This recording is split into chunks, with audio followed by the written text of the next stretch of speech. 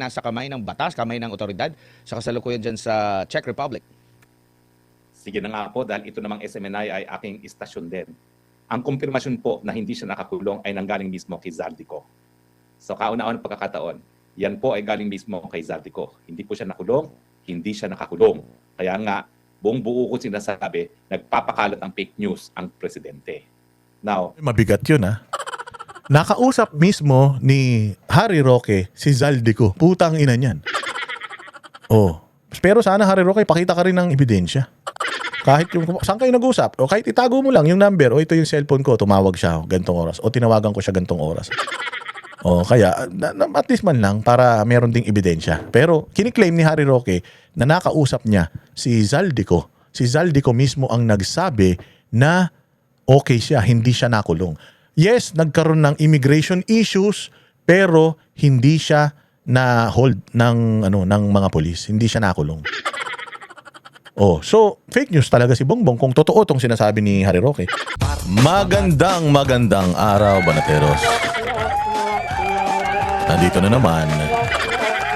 Eto na naman ang inyong pinaka-paboritong fake news peddler sa balat na YouTube, ang vlogger na hindi dapat iniintindi, siniseryoso, ang vlogger na walang kwenta, at ang vlogger na walang kasilbi-silbi sa buhay. Boss D at your service.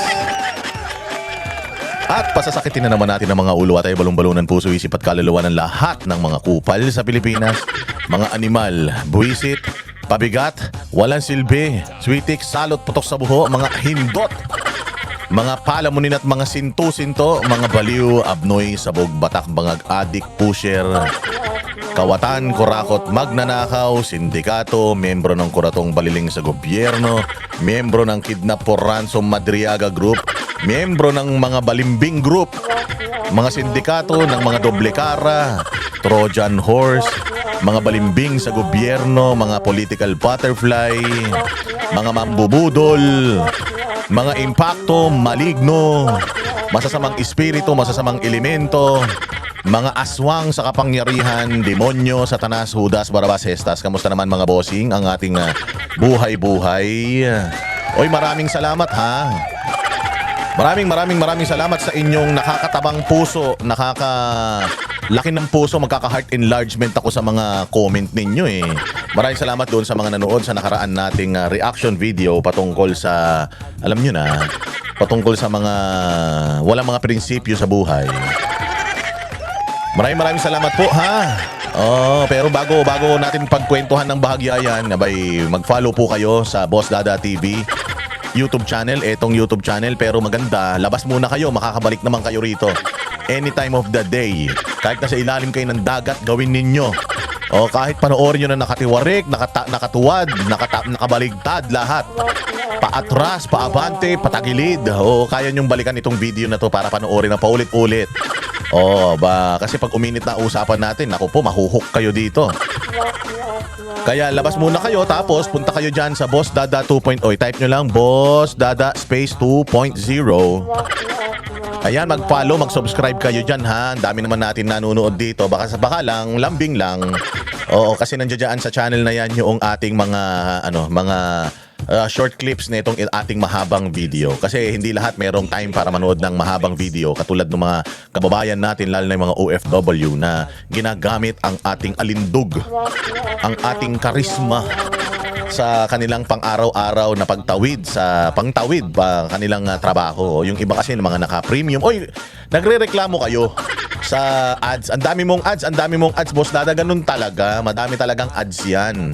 Kaya kayo, YouTube Premium. Alam ko magkano lang yata isang buwan yan eh.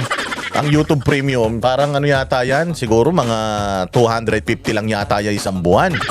Oo, hindi ako doon ha, hindi ako kikita doon. O diyan sa Boss Dada 2.0, pag nag-subscribe kayo diyan, libre yan, wala yung bayad. Libre. Oo, subscribe na yung notification bell, click nyo, tapos yung mga videos to i-share ninyo sa lahat, sa mga GC nyo, sa mga reunion GC ninyo, yung mga kabit ninyo, sa lahat ng mga kalaguyo ninyo, mga kaaway ninyo, mga kapamilya ninyo, i-share nyo yan, lalong-lalo na sa social media ninyo, sa Facebook, sa TikTok, Instagram, i-share ninyo yan. Magbabago ang buhay ninyo. Maniwala kayo, dadami kaibigan nyo, kokonti kaaway nyo. Pati yung mga pinagkakautangan nyo, sendan nyo yan. O pag nasendan nyo yan, baka hindi na kayo singilin sa mga utang nyo. Mga utang nyo. Oo ha, mag-follow kayo dyan. Oo, sa Boss Dada 2.0 nandiyan dyan yan. Ngayon yung mga sinasabi na ang dami-dami mong ads, Boss Dada. Panoorin nyo yung ads. Maganda. Para naman kahit papaano meron tayong mga barya-baryang sweldong makuha. Siyempre yung mga ads na yan, kahit papaano, yung mga videos natin, yan yung nagbibigay ng konting-konti lang naman na nakita sa ating channel. Yung kinikita naman natin dito sa ating channel, ginagamit naman natin sa kabutihan.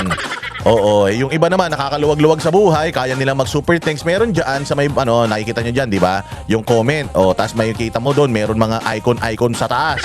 Meron doon yung may puso na may letter S, ganyan. Yun ang pinakamasarap sa buhay na nangyayari sa YouTube.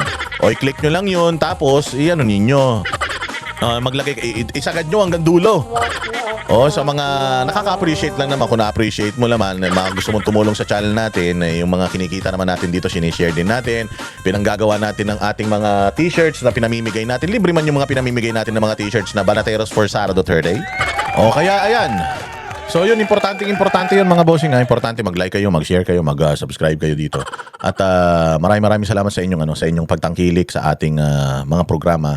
Ayun nga, marami akong mga nabasa sa comment section ng ating nakaraang vlog na yung sinasabi ninyo na si Banat Bay, iba yung kanyang opinion, si Jay Guevara, iba kanyang opinion, si Jack, iba yung kanyang opinion.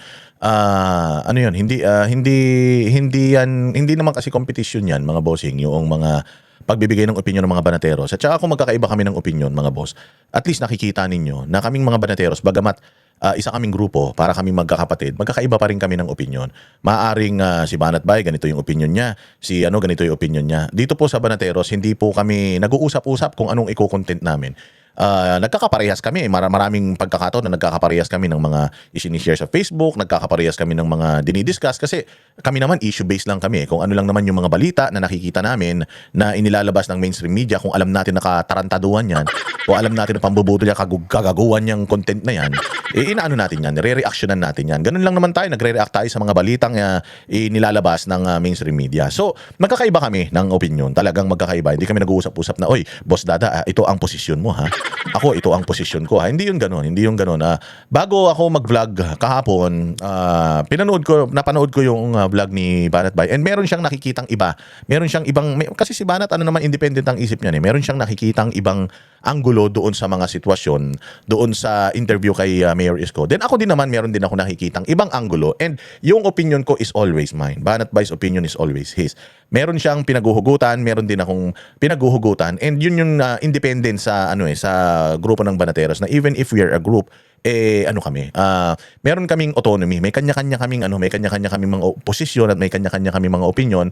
And even if sometimes magkaiba yun, hindi yun hindi yung timbangan ng ito yung mas magaling, ito yung hindi. Ang tao na lang ang magde-decide whether kaninong opinion yung mas gusto nila. May kanya-kanya pa rin kaming opinion. Kung sa side nitong isang Banateros okay, sa side ng isa hindi okay, it doesn't mean meron na kaming misunderstanding. Yun lang yan. It just shows kung anong klaseng mga kami. It just shows kung anong klaseng mga content creator kami. Syempre, yun yung yun yung opinion niya. We have to respect that. Then, ikaw, if you don't like that opinion, then you can always disagree. Pero kailangan pa rin natin maging sibilisado, syempre. Syempre, hindi naman lahat din ng sinasabi ko dito nag-agree kayo. Marami rin naman ako mga sinasabi dito na hindi rin kayo mag-agree. So let's just respect the opinion of each other para magkaroon tayo ng maayos na talastasan. Unless talagang nakita nyo, wala naman akong pinagtanggol dito sa ating show na magnanakaw, kawatan. Wala naman. Ang pinagtatanggol naman natin dito yung mga nakikita natin na mali yung ginagawa sa kanila. Bagamat meron silang mga hindi magagandang mga records, pero nakita natin na sa particular na instance na ito, sa particular na usaping ito, mukhang tinatarantado itong tao na ito, inaabuso itong tao na to.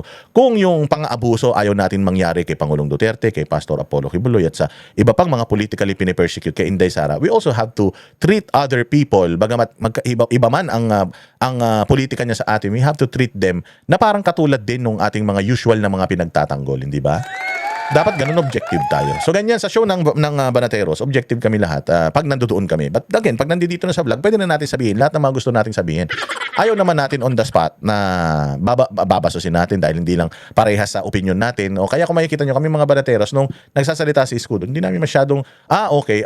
Pero Mayor, paano yung ganito? Mayor, paano? Nagtatanong kami at sinasagot niya yung mga tanong namin. So if there is somebody who got exposed or who is exposing himself sa taong bayan, that is yung kung sino yung sumasagot sa mga tanong ng taong bayan. Kasi yung mga tanong naman ng Banateros sa Banateros Show, lalong-lalo sa Vox Populi dyan sa SMNI, yung tanong naman namin is tanong ninyo eh. So, nasa iyo bilang nagtanong nung tanong na yon kung pasok ba sa iyo yung sagot ng ini-interview namin. Kaya we are inviting lahat ng mga nasa gobyerno, politiko, COMELEC o kung sino man, Department of Agriculture o kung sino man, yung Department of Energy, mga politiko o yung mga oposisyon, sila De Lima, sila Trillanes kung gusto nila, o they're welcome sa show. And tatanungin namin sila ng mga tanong ng taong bayan and then sasagot sila sila ng taong bayan ang bahalang mag-decide whether yung sagot nila is appropriate or hindi. It's not for us to decide. So we are just hosting the show and kung meron dun na i-expose, kasi alam naman na ng tao yung politics ng Banateros, lalong-lalo na si Boss Dada. Alam nyo naman ang politics ko. Ang politics ko, ang loyalty ko nasa bayang Pilipinas, mga bossing. Mahal natin ng mga Duterte, gusto natin silang ipinagtatanggol, gusto natin silang magmamuno sa bayang Pilipinas. But sabi ko nga sa inyo, even Bongo, Senator Bato, binabanatan natin yan. Duterte yung mga yan, pero binabanatan natin yan pagka may mga nakikita tayong mali. Why? Kasi we are living up to yung ating motto na pagtama palakpakan, pag mali banatan. Dito sa channel natin, kung ano yung tama, doon lang tayo lagi. O kahit sino pa yan, kahit ano pa yan, kahit si Mayor Basti Duterte, kumpare natin yan. Kahit na siya, kung magkakamali siya, ano ko yan, babanatan natin yan. Wala tayong patatawarin dito kahit sino pa yan. Ganyan din ang SMNI. Meron silang political leaning, pero yung paghahatid ng tamang balita, kailangan lagi pa rin lagi pa rin nangingibabaw yan bilang mainstream media. Kaya nga nandiyan kami. Pinili namin ang SMNI at pinili din kami ng SMNI dahil nakikita nila na ang Banateros talaga kung yung prinsipyo pinaninindigan.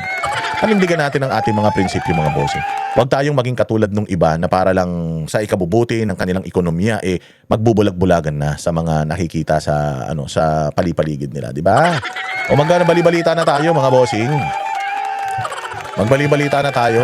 Dito tayo muna sa sa bagong balitang ito, yung pinakakalat nila. Yung pinakakalat nila na ipinasosoli daw ng COA yung bilyong-bilyong halaga ng pera. Ilang araw bago yung hearing, yung pa-second paninirang puri kay Inday Sara dyan sa Kongreso, naglabas ang COA ng desisyon na dinidecline niya yung appeal ng Office of the Vice President patungkol sa confidential funds. Kasi hindi talaga pumutok yung Madriaga nila, mga bossing. Yung Madriaga issue nila talagang supot eh. Hindi ko nga alam kasi bakit nilagay pa nila yan dyan. Ang isa lang talagang paliwanag bakit sinalang pa rin nila si Madriaga is whatever Madriaga is gonna say, whether it's gonna explode sa mukha niya or not, nakapanira na siya ng puri. Nasira niya na yung pangalan ni Inday Sara at saka ni Pangulong Duterte. Nasira niya na ng konti. Kumbaga, nakasugat siya ng bahagya sa reputasyon ni Inday Sara. Naniwala ba ang mga tao? Hindi. Bakit? Kasi ang taong nagsisinungaling, ang taong sinungaling, mga bossing, kahit gaano ka kagaling magsinungaling, maniwala ka. Dahil nagsisinungaling ka, dahil hindi ka nagsasabi ng totoo, makikita kung anong katarantaduang ginagawa mo. Mabibisto ka, mga bossing, dahil nagsisinungaling ka nga eh. Pero kapag ikay nagsasabi ng totoo, kapag ikaw ay talagang hayag ang iyong pagiging mabuting loob, mabuting puso, maniwala ka kahit anong sira ng tao sa paligid mo. Hindi ka talaga maaapektuhan. Katulad ni Inday Sara, kaliwat kanan since 2022 up to now. Binabanatan na si Inday Sara. Nasisira ba si Inday Sara? Hindi. Palakas pa ng palakas. Mas lalo siyang minamahal ng bayang Pilipino. Sabi ko nga, bobo talaga itong Dilawan, itong Pulahan. Dito sa Pilipinas, kung hindi ba mahilig tayo sa action movie na yung bida laging ginugulpi sa una. Tapos gigil na gigil tayo kasi ginugulpi siya ng ginugulpi hanggang sa pagdating ng panahon na pwede na siyang maghigante, hindi ba? Pagdating sa dulo, lagi pa rin yung bida ang nananalo, di ba? Hindi nila gets yun na pag nakikita ng tao na masyado mong inaapi yung isang tao na wala namang ginagawang masama, gigil na gigil ang mga Pilipino. Ginagawa pa rin nila. Kaya ayan, so si Madriaga, yung pagpunta niya diyan sa Kongreso, walang mabuting naidulot diyan sa kanilang kausa patungkol sa pagsira kay Inday Sara. Nakita lang ng taong bayan, inexpose lang ng Kongreso sa taong bayan, or mas pinatibay lang ng Kongreso sa taong bayan na ang target lang talaga nila is to ruin Inday Sara. sirain si Inday Sara. Wag muna natin tong dalhin sa Senate.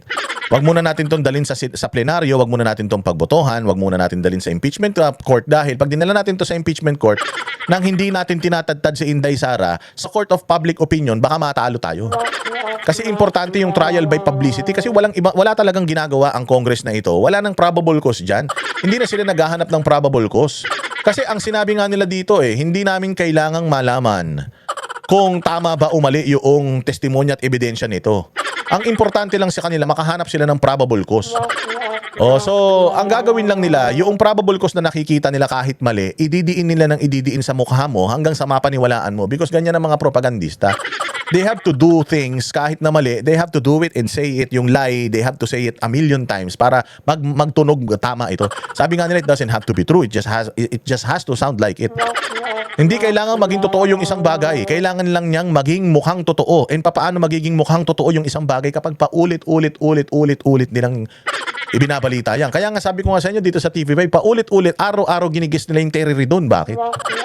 Bakit? Kasi gusto nila na si Terry Ridon maging tama. And in order for them to make Terry Ridon look credible, araw-araw nilang pagsasalitain yan. Paulit-ulit, kahit nabobo na siya, kahit natangan-tangan yung tao sa kanya, paulit-ulit pa rin nila yan nagagawin. Hanggang sa mabuisit na yung tao, maniwala na lang sa kanya. Kaya tayo bilang mga Pilipino, hindi natin yan nahayaan mangyari. So sa top 10, pangsyam si Inday Sara, yung Office of the Vice President, pangsyam, tapos ang issue lang niya confidential funds. Hindi katulad nung iba na allowances, procurement, intel funds, hindi yun ganun. Sabi nga dito, mga bossing, na iba-iba ang gravity, ang issues. Most cases, nakalagay dito most cases, allowances, bonuses, procurement issues, confidential funds, documentation problems. Hindi yun ibig sabihin or technical violations, procedural lapses, policy interpretation issues. Yun lang po. Hindi siya ibig sabihin na kapag may notice of disallowance, kaninakaw mo na. Wala yung nakalagay. Walang nakalagay sa COA. Nakalagay lang sa COA, it's either meron kang hindi tamang pagdi-disburse o pagbibigay ng allowance, bonus, procurement issues, confidential funds, documentation problems. O technical violations, procedural lapses, policy interpretation issues, yung iba yung pagkaka-interpret mo. Katulad niyan, nag-issue ako, itong resibo lang na ito. Mali pala yan, kailangan mas komprehensibo doon. So under appeal dapat dapat laging sinasabi ng kamera yung under appeal, hindi nila sinasabi yun. Basta ang sinasabi lang nila isoli para mapaniwala ang taong bayan na si Inday Sara magnanakaw talaga. Pero walang sinabi ang COA na nagnakaw si Inday at ang legal remedy diyan is i-appeal mo yan sa korte. Because kung hindi ka nakakuha sa hindi ka nakakuha ng tamang sagot sa COA at nakalagay naman na mas makapangyarihan ang korte kaysa sa COA, dapat gamitin mo yun, di ba? At kung halimbawa meron akong appeal o halimbawa meron siyang 60 days na appeal na pwede pa siya mag-appeal o di pwede mong ilagay doon still under appeal. Bakit mo i-issue na kailangan isoli na nila kagad yung pera? And again, pag sinoli ko yung pera na yan, ibig sabihin tinanggap ko na yan. Ganun yan. Pakinggan natin itong balitang ito, mga boss. May pinababalik na pera na naman ang Commission on Audit kay Vice President Sara Duterte.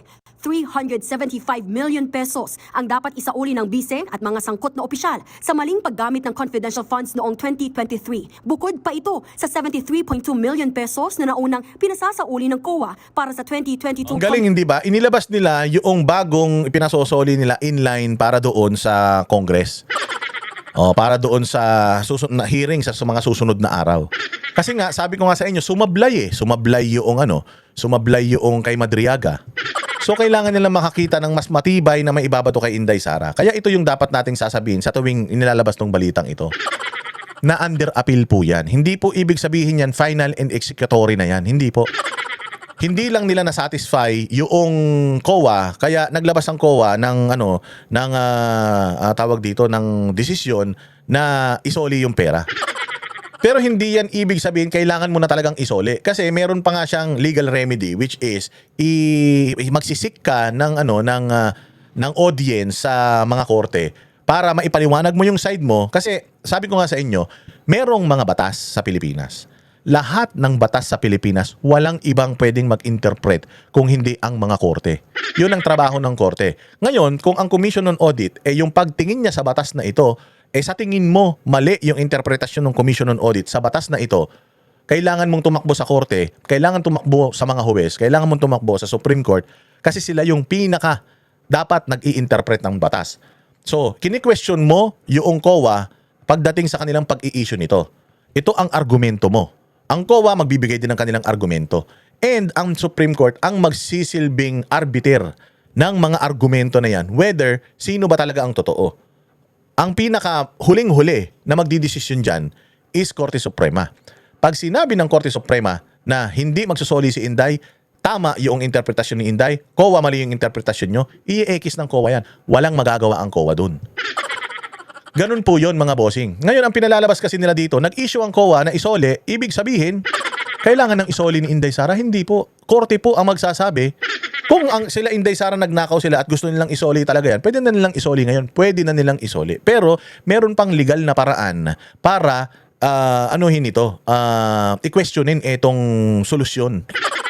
Itong desisyon ng COA. Ano yun? Tumakbo tayo sa Suprema, Korte Suprema para malaman natin kung tama ba, kung si Commission on Audit ba, hindi sila sumobra sa kanilang mandato. Kung si Commission on Audit ba ay tumalima sa kanilang mga bylaws.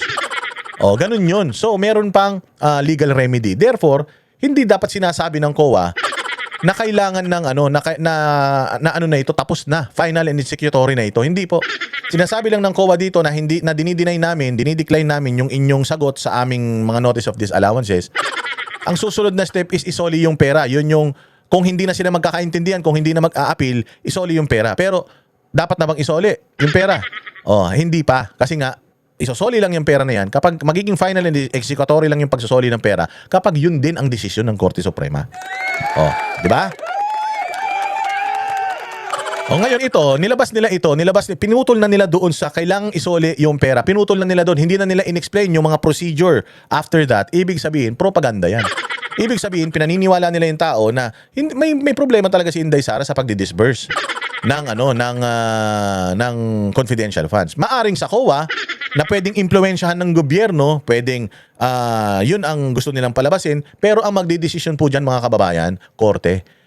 Pwede pa yan i-appeal sa Korte at Korte ang magsasabi whether si Inday Sara isosoli yung pera na yan o hindi, yung OVP isosoli yung pera na yan o hindi. Kasi nga, marami na inisyuhan ang COA ng mga ganito na hanggang ngayon hindi pa po naisosoli yung pera. Isang halimbawa si Pinoy. Si President Noynoy Aquino, namatay na lang siya. Hanggang ngayon pag tiningnan mo yung pera na ipinapasoli sa kanya sa opisina niya, makikita mo doon naka-under appeal pa yun. Ilang taon na ang nakakalipas, naka-under appeal pa rin yun. Ilang taon na? 12 years ago na yun. Hanggang ngayon, naka-appeal pa din yun. Bakit itong kay Inday Sara nilalabas natin ngayon? Yung mga congressman na yan, sila De Lima, sila Jokno, bakit hindi nyo singilin yung mga dilawang kalahi ninyo tungkol sa notice of disallowance? Bakit kay Inday Sara, kagat tayo ng kagat? Ngayon, notice of disallowance, si Inday Sara lang ba ang may notice of disallowance? Nakalagay dito, mga bossing, sa top 10, pang-siyam siya. Sa top 10 na may issue ngayon sa notice of disallowance, ang PNP meron, ang Department of Agriculture, lahat ng sangay niya meron, National Irrigation, National Housing, PhilHealth, lahat meron. Bakit hindi natin pinag-uusapan yun?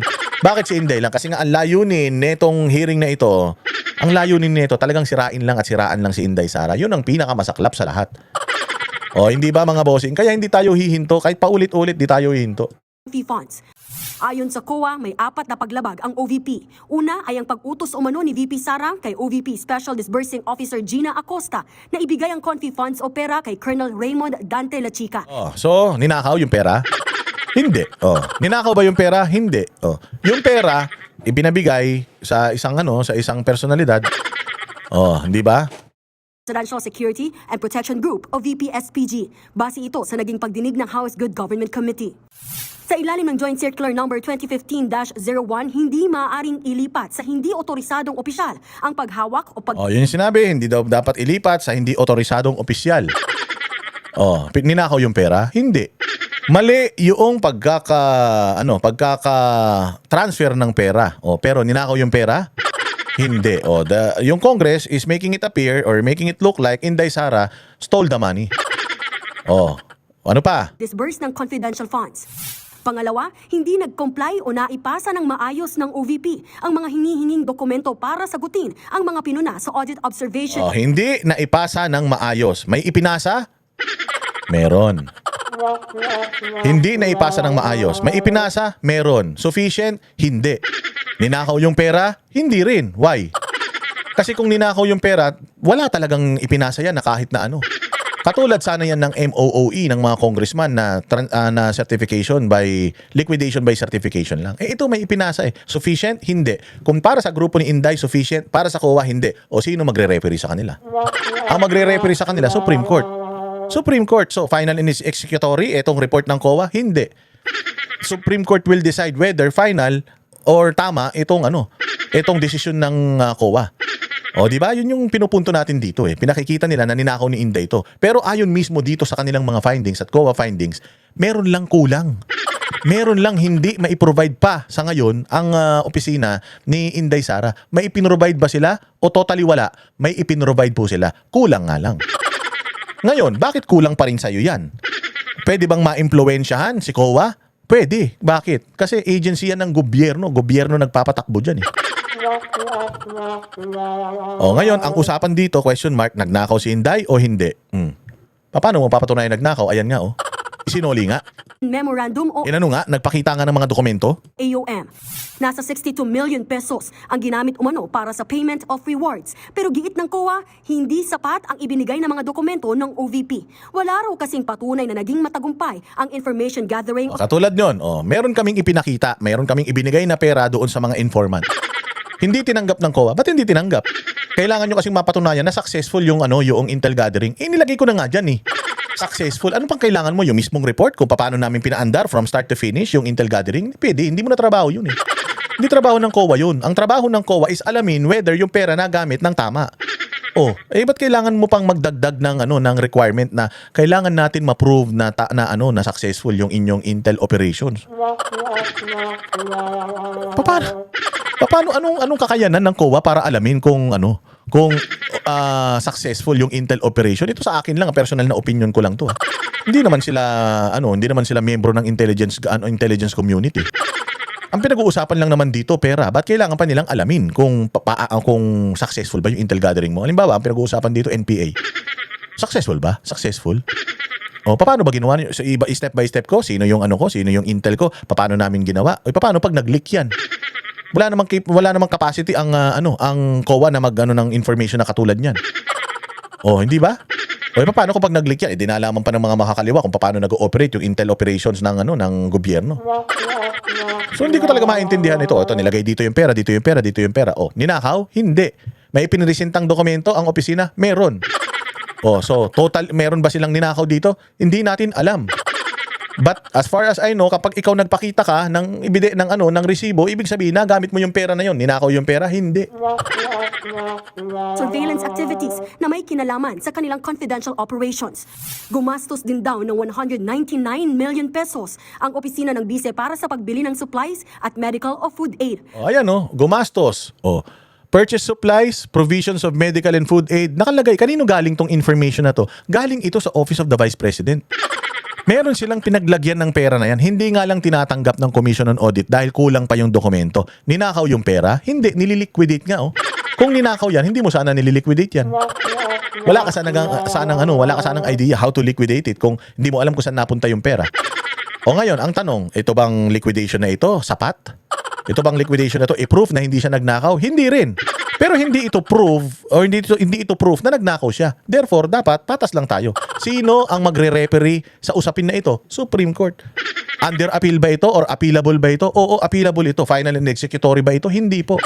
Bakit ang pinalalabas ng media at saka ng Congress parang kasalanan na kagad ni Inday Sara? Pero acknowledgement receipts lang daw ang kanilang naipakita. Git ng COA, dapat ay masuportahan ito ng official receipts o sales invoice. Yun. So may kulang. May kulang. Ninakaw yung pera? Hindi. May kulang? Oo. Appealable ba ito? Appealable ba ito? Oo. Bakit parang pinalalabas na nila ninakaw yung pera? Para matiyak na valid ang pagbili. Yung 150,000 pesos each na ginamit noong May 18, 2023 at July 6, 2023 para sa purchase of information ay na-reimburse ng mag-grant ang cash advance noon lamang July 13, 2023. Mariin kasing pinagbabawal ang paggamit ng confidential funds para sa reimbursement. Magiging final and executory ang Katulad nun. Bawal ito. Bawal ito. Para sa kanila naman, hindi bawal yan. Mga abogado rin naman kami. Yan, tingnan mo. Mga CPA din naman kami. CPA lawyer kami. Hindi bawal yan. Hindi bawal yan. Sige, para malaman natin. Maghanap tayo ng referee para magsabi sino yung totoo sa atin. Sino yun? Supreme Court. Final and executory, yung resolusyon ng COA, hindi. Under appeal.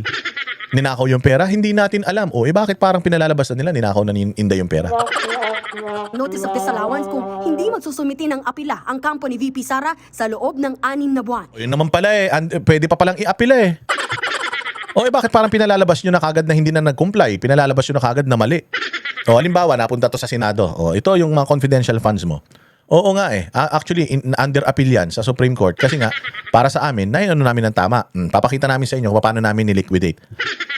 Ayan. Para sa amin tama yan. Isa kanila hindi tama who's gonna decide? COA ang magfa-flag. But who's gonna decide kung yung decision ba ng COA tama o hindi? It's always the Supreme Court. So may impeach na ba si Inday dahil dito? Hindi nga na-impeach si Noynoy May pinababalik din ang COA kay Noynoy. Hindi nga hanggang ngayon, 12 years na, hindi pa ibinabalik. Hindi nga na-impeach si Noynoy. Gets ninyo? So pinalalabas nila dito, nagnakaw si Inday Sara, pero hindi naman talaga nagnakaw si Inday Sara. Yan ngayon ang mga matinding pag-uusapan pa. Ibig sabihin, posibleng umabot sa 448 million pesos ang dapat isauli ni VP Sara. At Posibleng umabot. Tingnan mo yung wording posibleng umabot sa 400 plus million. Yung dapat isoli ni Sara.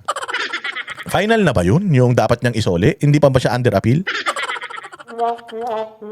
Yung nire-request na isoli kung hindi maipoprovide lahat ng mga tamang dokumento. Yun dapat ang proper wording. Pero dito sa balita, sinasabi nila, ang dapat isoli. Sinusoli na, pinapasoli na. Siyempre ikaw, kung mangmang ka na Pilipino, pinapasoli na pala, ba't hindi pa isoli? Pinuputol na kasi nila doon sa dapat isoli Kailangan ituloy natin yung buong proseso. Pinapasoli ng COA. Pero under appeal pa yan. So hindi pa dapat isoli ni Inday kasi nga kailangan pang mapatunayan kung talaga bang may paglabag at talaga bang may pagkakamali. Hindi inaamin ng opisina ni Inday na nagkamali sila. So kanino sila tatakbo? Sa COA pa din? Hindi na. Hihingi sila ng audience doon sa kinauukulan. Sino yung kinauukulan dito? Korte.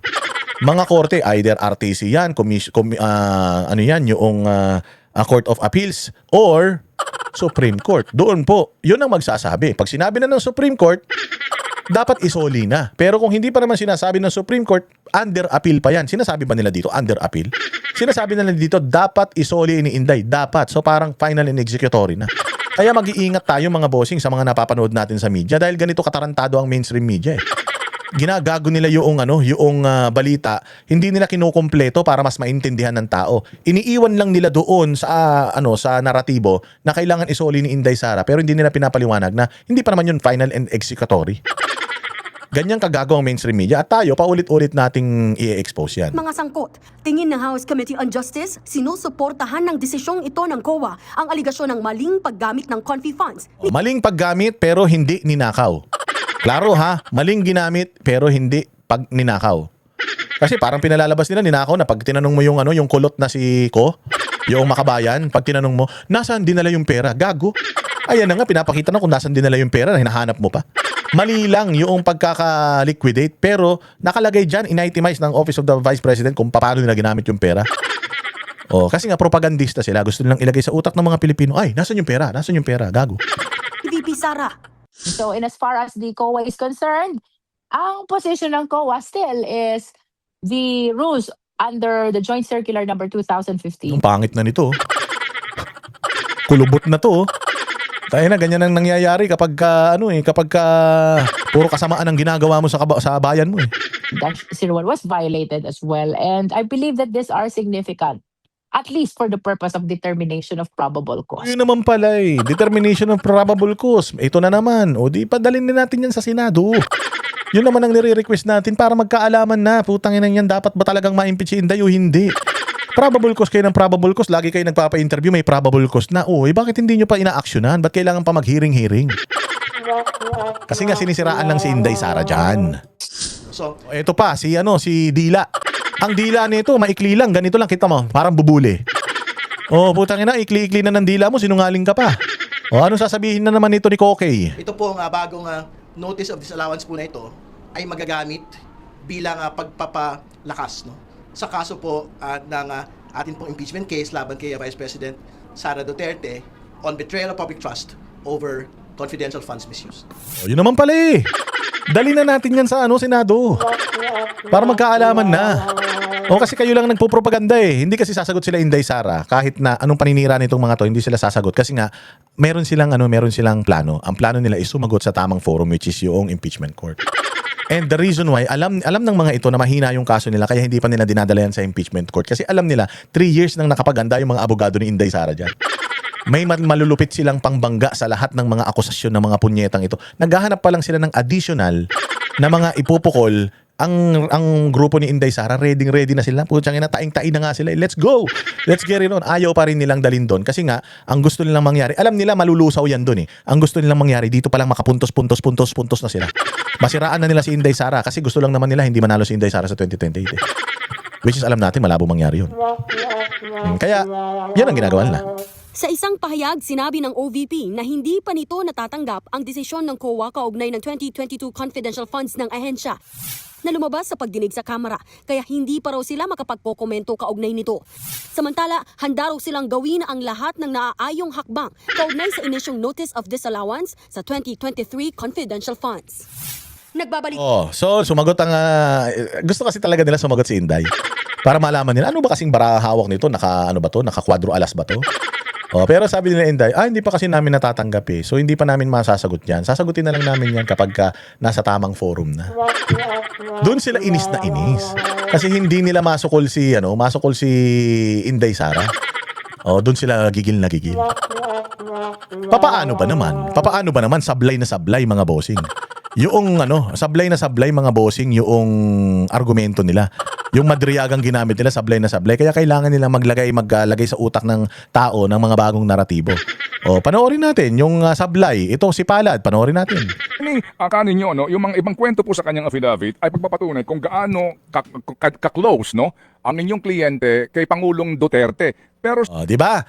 Dito tayo ulit kay Madriaga. I-counter natin yung Congress kasi yung Congress pinalalabas nila. Kompleto sila may probable cause eh. Ngayon dito, hinahanapan din nila ng probable cause dito kay Madriaga. Ngayon, ito ngayon ang tanong. Di ba kay Inday Sara, di ba dito sa mga annexes ni Madriaga sa kanyang supplemental affidavit, sinasabi niya dito na close sila ni Inday Sara. Pinapakita niya yung mga pictures niya kay Inday Sara. May mga naipapakita siyang picture kay Inday Sara to prove na close siya. Ngayon, dinamay niya din kasi dito si Pangulong Duterte at bago sila maging close ni Inday Sara, naging close muna sila ni Pangulong Duterte. Yun yung sinasabi niya. Bakit ni isang picture wala siya kay Pangulong Duterte? Kahit man lang sana nasa likod, nasa gilid. Kasi ako, sabi ko nga sa inyo, noong nakaraan, nag-gift giving kami kasama yung ambassador ng China. Sabi ko nga sa inyo pwede ko nga sabihin na close kami ng ambassador ng China, ang lapit namin dalawa may picture kaming dalawa. Ngayon dito, paano mo mapuprove na close sila ni Pangulong Duterte? Ni isang picture, wala sila. Samantalang kay Inday, nagpapakita siya ng picture. Dito, hindi siya makapagpakita ng picture kasi hindi talaga sila close. Hindi ka anak. Hindi ka kilala. sa mga annex po na aking, baka lang kulang ito, pero sa lahat ng annex na amin pong na-print, bahagi ng affidavit ng inyong kliyente, ni isang picture with the president, former president, wala naman dito, kung hindi lang, well, yun po, no, yung kanyang isip na, na grupo at ilang pang mga pangangampanya na ginagawa during the time of the campaign. Tinanong ko rin po yan sa kanya. Ang utos sa kanya is discreet, behind the scene ng operation. Hindi ho siya mahilig mag-selfie katulad ng ibang mga abogado. Anong ibang abogado? Hindi naman abogado. Hindi naman abogado yan eh. Si Madriaga eh. Bar flanker, ba't mo sasabihin mag-selfie katulad ng ibang abogado? Ibig sabihin, attorney, inamin sa'yo ni Madriaga na wala siyang ebidensya na makapagpapatunay na close siya ni Pangulong Duterte. Walang text message. Walang kahit anong dokumento, CCTV footage na magbibigay ng lakas sa kanyang sinasabi na close sila ni Pangulong Duterte. Ba't pinakinggan mo? Abogado ka eh. Siyempre kapag abogado ka, dapat ang una mong hinihingi, ebidensya. Anong ebidensya natin? Paano natin papaniwalain yung korte o yung mga huwes na talagang close kayo kung wala tayong papakita? Kwento lang, sasabihin lang natin, close kami, pero wala akong pruweba. Utang ina mo, paano kita paniniwalaan? Hindi, kasi sabi niya sa akin, maging maging discreet lang ako. May papakita ka bang ebidensya na sinasabi niya sa'yo, maging discreet ka lang? Wala rin. Abogado ang naturingan, palad, tapos hindi mo hinihingan ng konkretong ebidensya itong taong pinagtatanggol mo. Putang ina, pulpul na abogado ito. Ibang mga personalidad, makakita ng congressman, senador, parang selfie, parang post. Hindi ho siya ganun mag-operate. Dahil ang sinasabi sa kanya, sa likod ka lang, hindi ka dapat basta nakikita. Dahil iba nga yung galawan po niya. So yun ang prueba ninyo. So kaya niyong i-justify na ano lang siya, sa background lang siya, low-key lang siya, kayang yung i-justify yun. Pero hindi nyo kayang i-justify na hindi sila close. O, na-close sila. Naniwala ka, abogado ka, naniwala ka ron. Ginago ka ni Madriaga. Para nung sinabi niya yun, tapos ikaw naniwala ka, ibig sabihin, tangang abogado ka. Pinapaliwanag niya sa akin yan. Kaya never ho siya nagpo-post na kasama niya lagi ang presidente. Hindi raw siya makakagalaw sa ganyan. Kaya nga ho, kahit isang record, wala kang makikita na pumasok sa gobyerno. Oh, walang record na pumasok siya sa gobyerno, pero kiniklaim niya na taga-gobyerno siya. Sinasabi niya pa siya nagbuo ng VP SPG. O, anong patunay na siya nga nagbuo ng VP SPG? Wala. O, paano tatayo ito sa korte? Paano mo siya ipagtatanggol, sir? Paano mo siya ipagtatanggol kung wala pala siyang may papakitang ebidensya kahit sa'yo? Walang pruweba na taga-gobyerno siya. So, paano siya naging taga-gobyerno? As an employee talaga. Special operation po yung ginagawa niya eh. Okay. Kung may utos, Opo. implement. Ganun lang lagi Opo. siya. Opo, may sinasabi po siya dito no na ika niya yung mga accounts na binuksan sa pangalan niya opened by people close to PRRD. Who are these people, attorney? Ano po yan eh, tinawagan siya ng PRRD, may nabuksan ng bank account sa pangalan mo sa ganyang mga bangko. Oh, putsang ina, pwede ba yun? May nabuksan na pangalan sa account mo. Dito. Putsa yan. Alam nyo, mga bossing, may mga bangko ako. Lahat ng mga bangko ko, pumupunta ako doon para mag-fill out ng form at sinisi-ay pa nila ako. Hindi ka rin pwedeng basta-basta makapag-open ng account. Oo, tinitingnan muna nila yung credit standing mo. Oo, kung may isang pagkakataon na nag-apply ako ng checking account sa isang bangko. Tapos nakita nila na meron akong isang credit card na hindi ko pa nasisettle. Hindi nila inapprove, mga boss, yung checking account ko. Dahil meron akong isang credit card na hindi pa settled. Ganun kahigpit ang bangko. At saka ang bangko, kukuhanan kanya ng picture. Kukuhanan kanya ng mga specimen signature. Alam mo naman yan, bilang isang abogado, alam mo naman siguro yan, nagbabangko ka. Hindi ka naman siguro taga-bundok nang binabayad sa'yo, saging lang, tsaka kamote. Napupunta ka doon pag magbubukas ka ng account. Oo, ikaw ang maglalagay kung ano yung mga security features na kailangan mo para doon sa bangko mo. Pwede ba yun? Boss Dada, pumunta ka sa bangko na to, may account ka dyan. Gago, ano account? Wala akong account dyan. Hindi, pinagawang kita ng account. Puta, paano nangyari yun? Kahit saang bangko, kahit sa Timbuktu, sa Africa, o sa bangko ng sa disyerto, utang na hindi ka pwedeng mag-open ng account ng basta-basta na lang nang hindi ka nagpupunta roon. Napakalabo po noon, hindi pwedeng mangyari yun. Magpepresenta ka doon ng mga identification mo. Kaya nga marami sa probinsya, mga bossing, sa probinsya, marami doon ang ang mga pera nila nilalagay nila sa baul, nilalagay nila sa unan, sa aparador. Kasi nga mga bossing, pag pumunta sila sa bangko, lalo yung mga magsasaka, ano nga hanapin sa'yo? ID. Wala silang ID.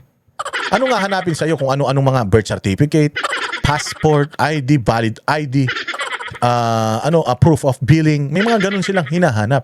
Sa karamihan sa mga kaibot-ibuturan, kaduluduluhan ng Pilipinas, hindi kayang mag-provide ng yan. Kaya nga, pag may pera sila, saan nila tinatago?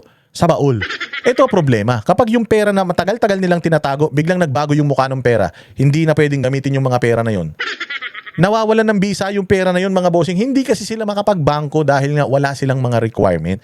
Tapos sasabihin mo na si Madriaga, special case siya. Pwede siyang mag-open ng account kahit na wala siya.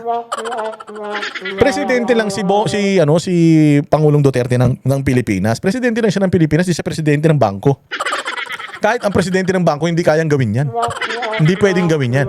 Walang bangko ang magse-certify netong netong testimonya na ito. Walang bangko ang mag-a-agree, lalong-lalo na yung mga binanggit niyang bangko na nag-open ng account under his name nang hindi siya pumupunta doon. Natatandaan niyo si Jose Pidal, si Erap. Yung Jose Pidal na yon, mga bossing, yung account ni Jose Pidal, si Erap mismo nagpunta ron para i-open yung account na yon. Hindi niya pangalan yun ibang pangalan yun. Pero nagpunta pa rin siya doon physical, si Erap Estrada, para i-open yung Jose Pidal na account na yun. Ganon ka-special si Madriaga. Putang ina, si Superman siya. Ano siya, kanang kamay ni Jesus? Exempted siya? Ang pinakamasaklap, abogado ka, naniwala ka, taga-bundok ka ba? Papasukan ng pera yan, mag-withdraw ka. Of course, we don't expect PRRD himself to open the bank account. May edad na yon, hindi yun pipila sa bangko para magpabukas. The most Natural.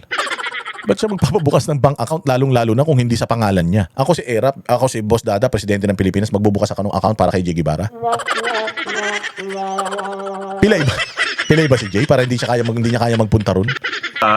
Yung the most logical conclusion is that binuksan to ng mga tao na malapit sa dating Pangulo. The most logical conclusion? Hindi pwede yung logical conclusion. Hindi ka dapat nagko-conclude. Dapat beyond reasonable doubt. Abogado ka eh. Dapat walang butas. Beyond reasonable doubt nga eh. Kailangan makumbinsi mo ako nang walang pag-aalinlangan na tama yung sinasabi mo. Eh kung logical conclusion lang ang ginagamit mo, putang inan yan, butas yan. Abogadong tanga. Di man ako abogado pero hindi ako kasing tanga mo. Ang sabi sa kanya, may account ka dyan, pumunta ka, magwi-withdraw ka. May papasukan ng pera yan. Nasa hinagap niya, dyan papasok yung pera for money laundering purposes. So, At ang Ted, linawin ko lang sabi nga niya, hindi ako nag-a-apply ng mga bank account opening dyan. Pag sinabi ng mga bank records na yan, wala ka makikita dyan na nag-fill up ako, yung mga submission ng mga... Yun naman pala eh. Anong waiver ng bangkong pinipirmahan ito? Ulol na ito. So, ito sinasabi na naman niya na meron akong mga bangko dyan. Oo, may pangalan ako dyan. Pero pag tinignan mo, wala akong application dyan. So hindi ko kayang patunayan na naman yan. Hindi niya pala kayang patunayan tapos ginagamit yung ebidensya. Ano kayo, abno? Kapag nag-open tayo, di ba? Marami tayong pinipilipan. Hindi niya raw na-experience yan sa mga bangkong yan. Opo. Basta may pera na lang dyan, may account siya. so yung mga specimen Basta may pera na lang. Ano yung magic? Ano yung bangko yan? Bangko sa Hogwarts? Bangko ni Harry Potter yan? Putang ina, nagagano'n lang siya. Nagkakalaman ng pera yan. Gago rin to eh, no? Abno! signature, hindi na hinihingi ng bangkong ito na binabanggit sa kanyang affidavit at ang nangyayari lang, tinatawagan siya mismo ni Presidente sa telepono, instructing May him account ka na. to go to the banks. Ganun po? Yes, ganun na nangyayari. Sinasabi nga niya, minsan pag magwi-withdraw siya, hindi na siya pumipila katulad natin na uupo pa tayo, may number. Minsan daw pagdating niya ron, nakaredy na yung pera, kukunin niya na lang sa money. Gago, hindi withdraw yun. Pag nag-withdraw ka ng pera, ikaw ay magsusulat ng withdrawal slip. Kung magwi-withdraw ka ng pera, pupunta ka sa ATM, magpapasok ka ng ATM, magkikiin ka ng PIN code. Kung doon ka naman over the counter, may withdrawal slip doon, magwi-withdraw ka over the counter. Kung pumunta siya doon para kunin na lang yung pera, tanga, hindi withdrawal yun, pick up yun. Bobo. Tanginan to, inutil. Abogado pa naman, tatanga-tanga. Tanginan pa, paano pumasa ng bar ito? Baka kaklase ni Claire Castro to Hindi withdrawal ang tawag doon, pick up ng pera yun. Tragis yan. Metas, i-receive niya. Meron pa siya mga kwento, allegation na nakakita na rin ako ng checkbook niya. Ang recollection niya, pumipirma siya ng mga cheque in blank. Kaya pag may withdrawals doon, pick up na lang ang pick up, withdraw, tapos deliver sa ibang location. Diba, putang ina, kagaguhan. O, dyan pa lang, palpak na eh. Hindi kasi umano yan, hindi umubra ang argumento nila na yan, support yung nila, missile nila na yan. Kaya ngayon, naghahanap sila ng may dadagdag pa sa paninira kay Inday Sara. O, eto pa, isa. Binasa niyo ho, Congressman, ito pong 24 pages na kanyang supplementary affidavit. Ano po? Yes po. Opo. Binasa. Si Chua to yung congressman na kawatan daw. Di umano dyan sa Maynila. Sabi ni Isko yun noon, pero ngayon iba na. Iba na yung ni Isko. Iba na, magkaibigan na sila. Anyways, sabi niya, binasa daw niya yung mga affidavit ni Madriaga. Tapos? Congressman, kasi kung pwede kayong magtanong sa laman lang ng affidavit at sa kanyang mga annexes, may interesting ditong sinasabi siya Number 27. On another incident, I was informed by PRRD that 2 land bank managers' checks which were to be delivered to one of our safe houses in Eastwood, Quezon City in the amounts of 84,200,000 pesos and 4,800,000 pesos respectively were issued under my name. Copies of the 2 land bank managers' checks are here to attach as annexes A and A1. Alright. To prove the aforementioned allegations, I am willing, etc., etc., etc. Pero, did you check the annex, the said manager's check? Ayan binasa daw ni Chua. Sa manager's check, meron daw perang cheque inisyu si Pangulong Duterte para dalhin sa safe house sa Eastwood. Na-check mo ba yung cheque? Ano sabi ni Chua? Kung ano mga pecha nito? Yung annexes po niyan ay nandoon, hindi ko po napansin yung petsa. Tanginan yan. Binasa mo, hindi mo napansin? Chua? Binasa mo, hindi mo napansin? Nakala ko ba binasa mo? Tinanong kayo, binasa niyo po ba? Oo. Okay. Ito po kasi dito sa number 27, may mga annexes yan. Chinek mo yung mga dates, ha? Hindi ko chinek. Putang ina niyan, binasa mo, hindi mo chinek. Anong klase yan? So, ibig sabihin talaga, putang ina, hindi din ginawa ng Congress yung due diligence. Yung pag-scrutinize, hindi rin ginawa ng Congress. Kasi, sa date dito, 2023, hindi na presidente si Pangulong Duterte noon. Hindi na siya presidente noon. At saka nung ibinigay sa kanya yung mga cheque na yan, di umano, putang ina, nakakulong na siya niyan. Nahuli na siya ng PNP niyan eh. Bilang isa sa mga pinakamalupit na sindikato ng kidnapping sa Pilipinas eh. O, putya, nagkamali sila doon. Kaya ngayon ito si Chua, hindi niya alam kung paanong lusot ang gagawin niya rito. Oo, kasi Congressman, yung sinasabi niyang manager's check, ano po, na ang amount, nakapangalan sa kanya land bank ito. Alright, 84 million. Ang petsa nito, April 18, 2023. Nung panahon na iyon, si Marcos na ang presidente at siya ay may kinakaharap na kaso. Inaresto siya July 2023. April itong checking ito. Paano nangyari? Alam niyo, medyo wala nagtanong nito eh. I think this is a valid question.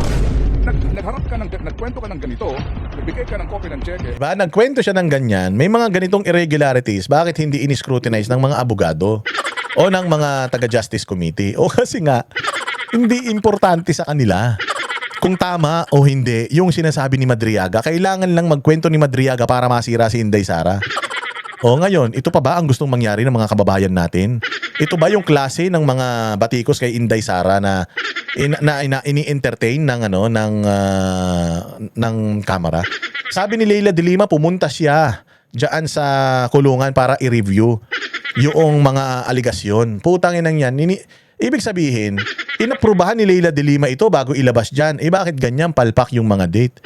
Palpak yung mga impormasyon. Bakit pinayagan yung lumabas yan dyan? Sabi ko nga sa inyo, if Madriaga is lying to his teeth, nung nandiyan dyan siya under oath, anong dapat ginawa ng Congress? Magsampa na kayo ng perjury case sa kanya. Para maidagdag sa kaso niya at hanggang sa mabulok siya dyan, hanggang sa maging ugat na lang siya ng puno, makulong siya dyan sa bilibid.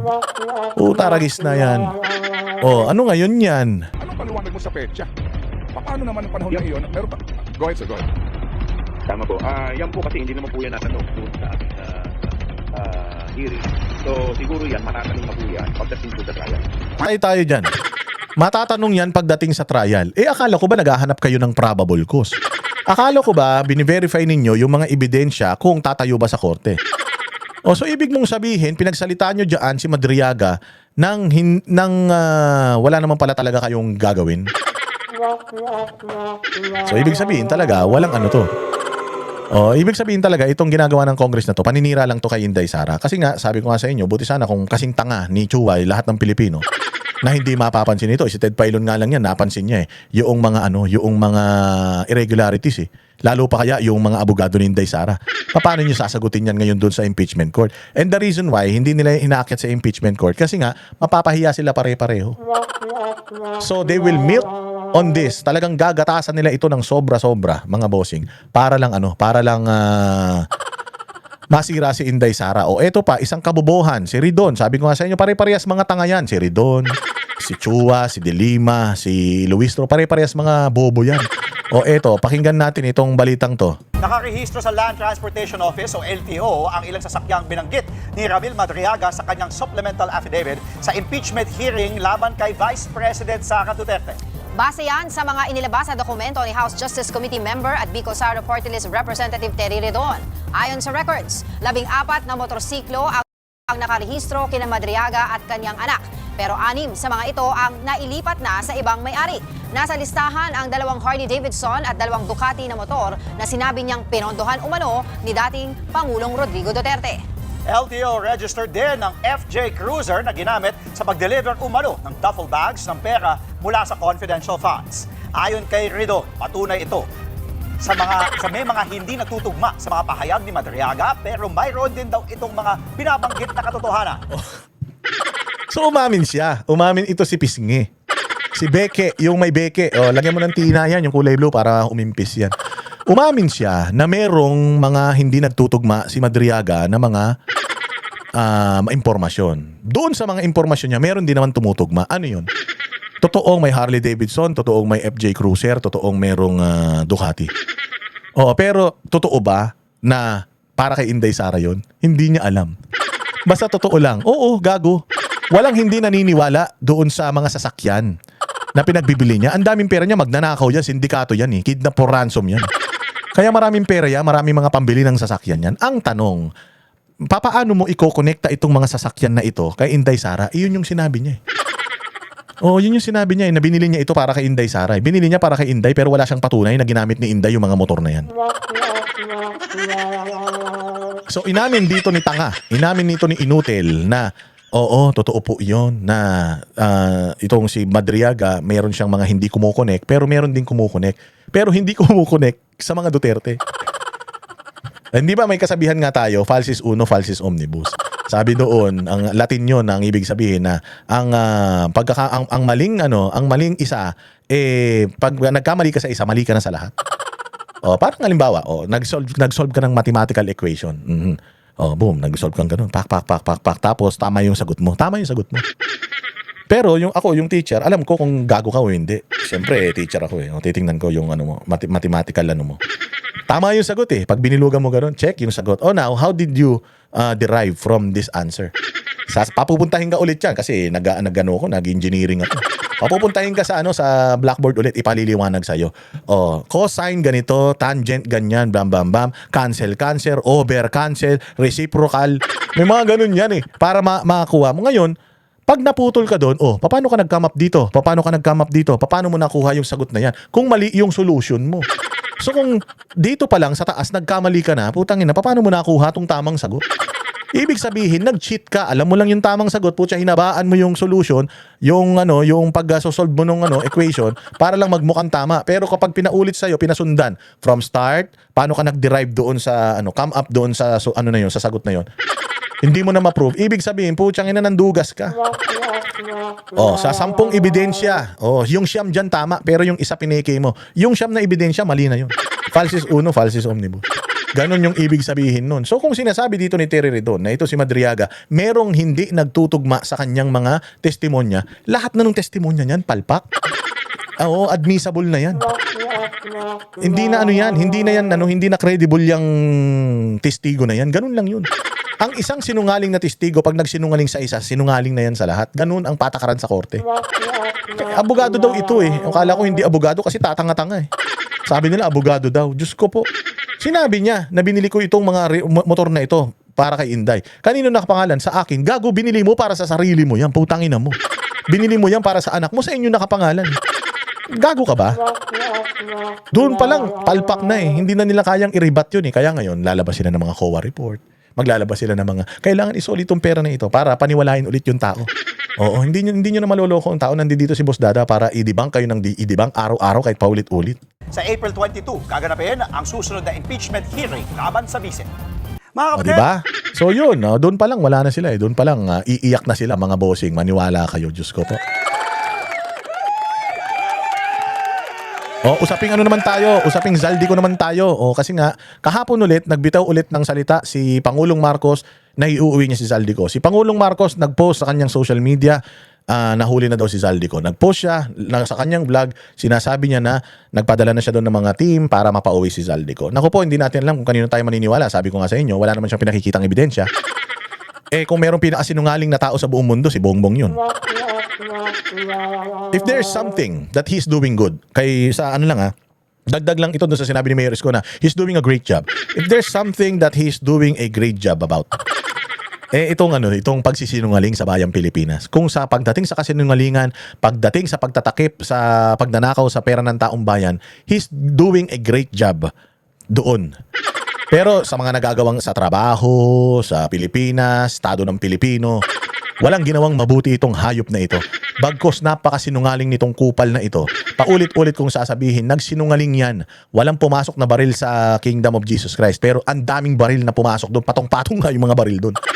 Ganun kasinungaling ito. Putang ina, kahit umaga, sasabihin niya gabi na. Ganun kasinungaling yan. Itong baso na ito kulay puti, sasabihin niya green yan. Hindi green yan. Ang ina, ganun katindi magsinungaling ito, harap-harapan, walang kakurap-kurap. ano talaga ito, scammer talaga ito. So sinasabi niya, si Zaldico nahuli na. Oh, Diyos mio. Wala siyang maipakitang ebidensya. Hinahanapan siya ng ebidensya, wala siyang maipakita.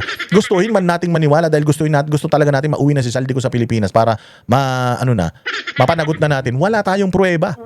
Animal yan. Oh, so ngayon ito, mga bossing, anak ng tinapay, merong sinasabi yung gobyerno natin. Pakinggan ninyo. Zaldico Home. Yan po ang mariing pagtitiyak ni Pangulong Bongbong Marcos sa inilabas niyang video message tungkol sa pagpapauwi sa dating kongresista. Para sa iba pang detalye live, mula sa Malacanang may expert report si Maricel Halili Mase. Nasaan na daw ba itong siko base dito sa impormasyon mula sa Pangulo?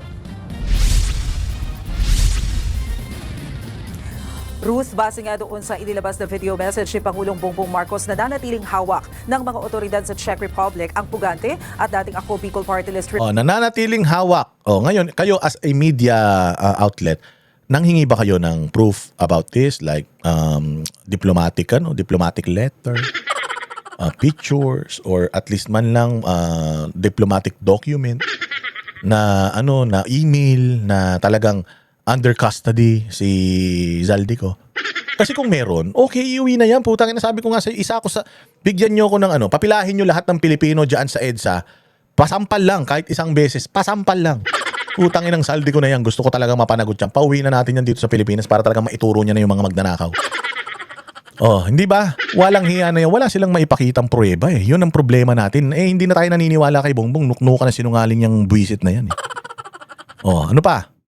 Representative na si Zaldico. Pero gaya nga ng sinabi mo, tiniyak ni Pangulong Bongbong Marcos na iuuwi dito sa Pilipinas etong si Zaldico at sisiguraduhin daw nilang papapanagutin ito sa mga ginawa. Tiniyak niya.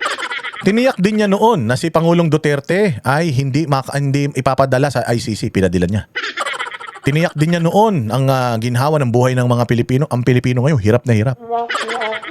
Wala, traidor ito. Tarantado man ito.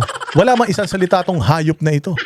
Oo, so sinungaling man ito. So paano tayo maniniwala dito sa pinagsasasabi ng gagong to hanggat hindi nangyayari yan or wala silang pinapakita ebidensya?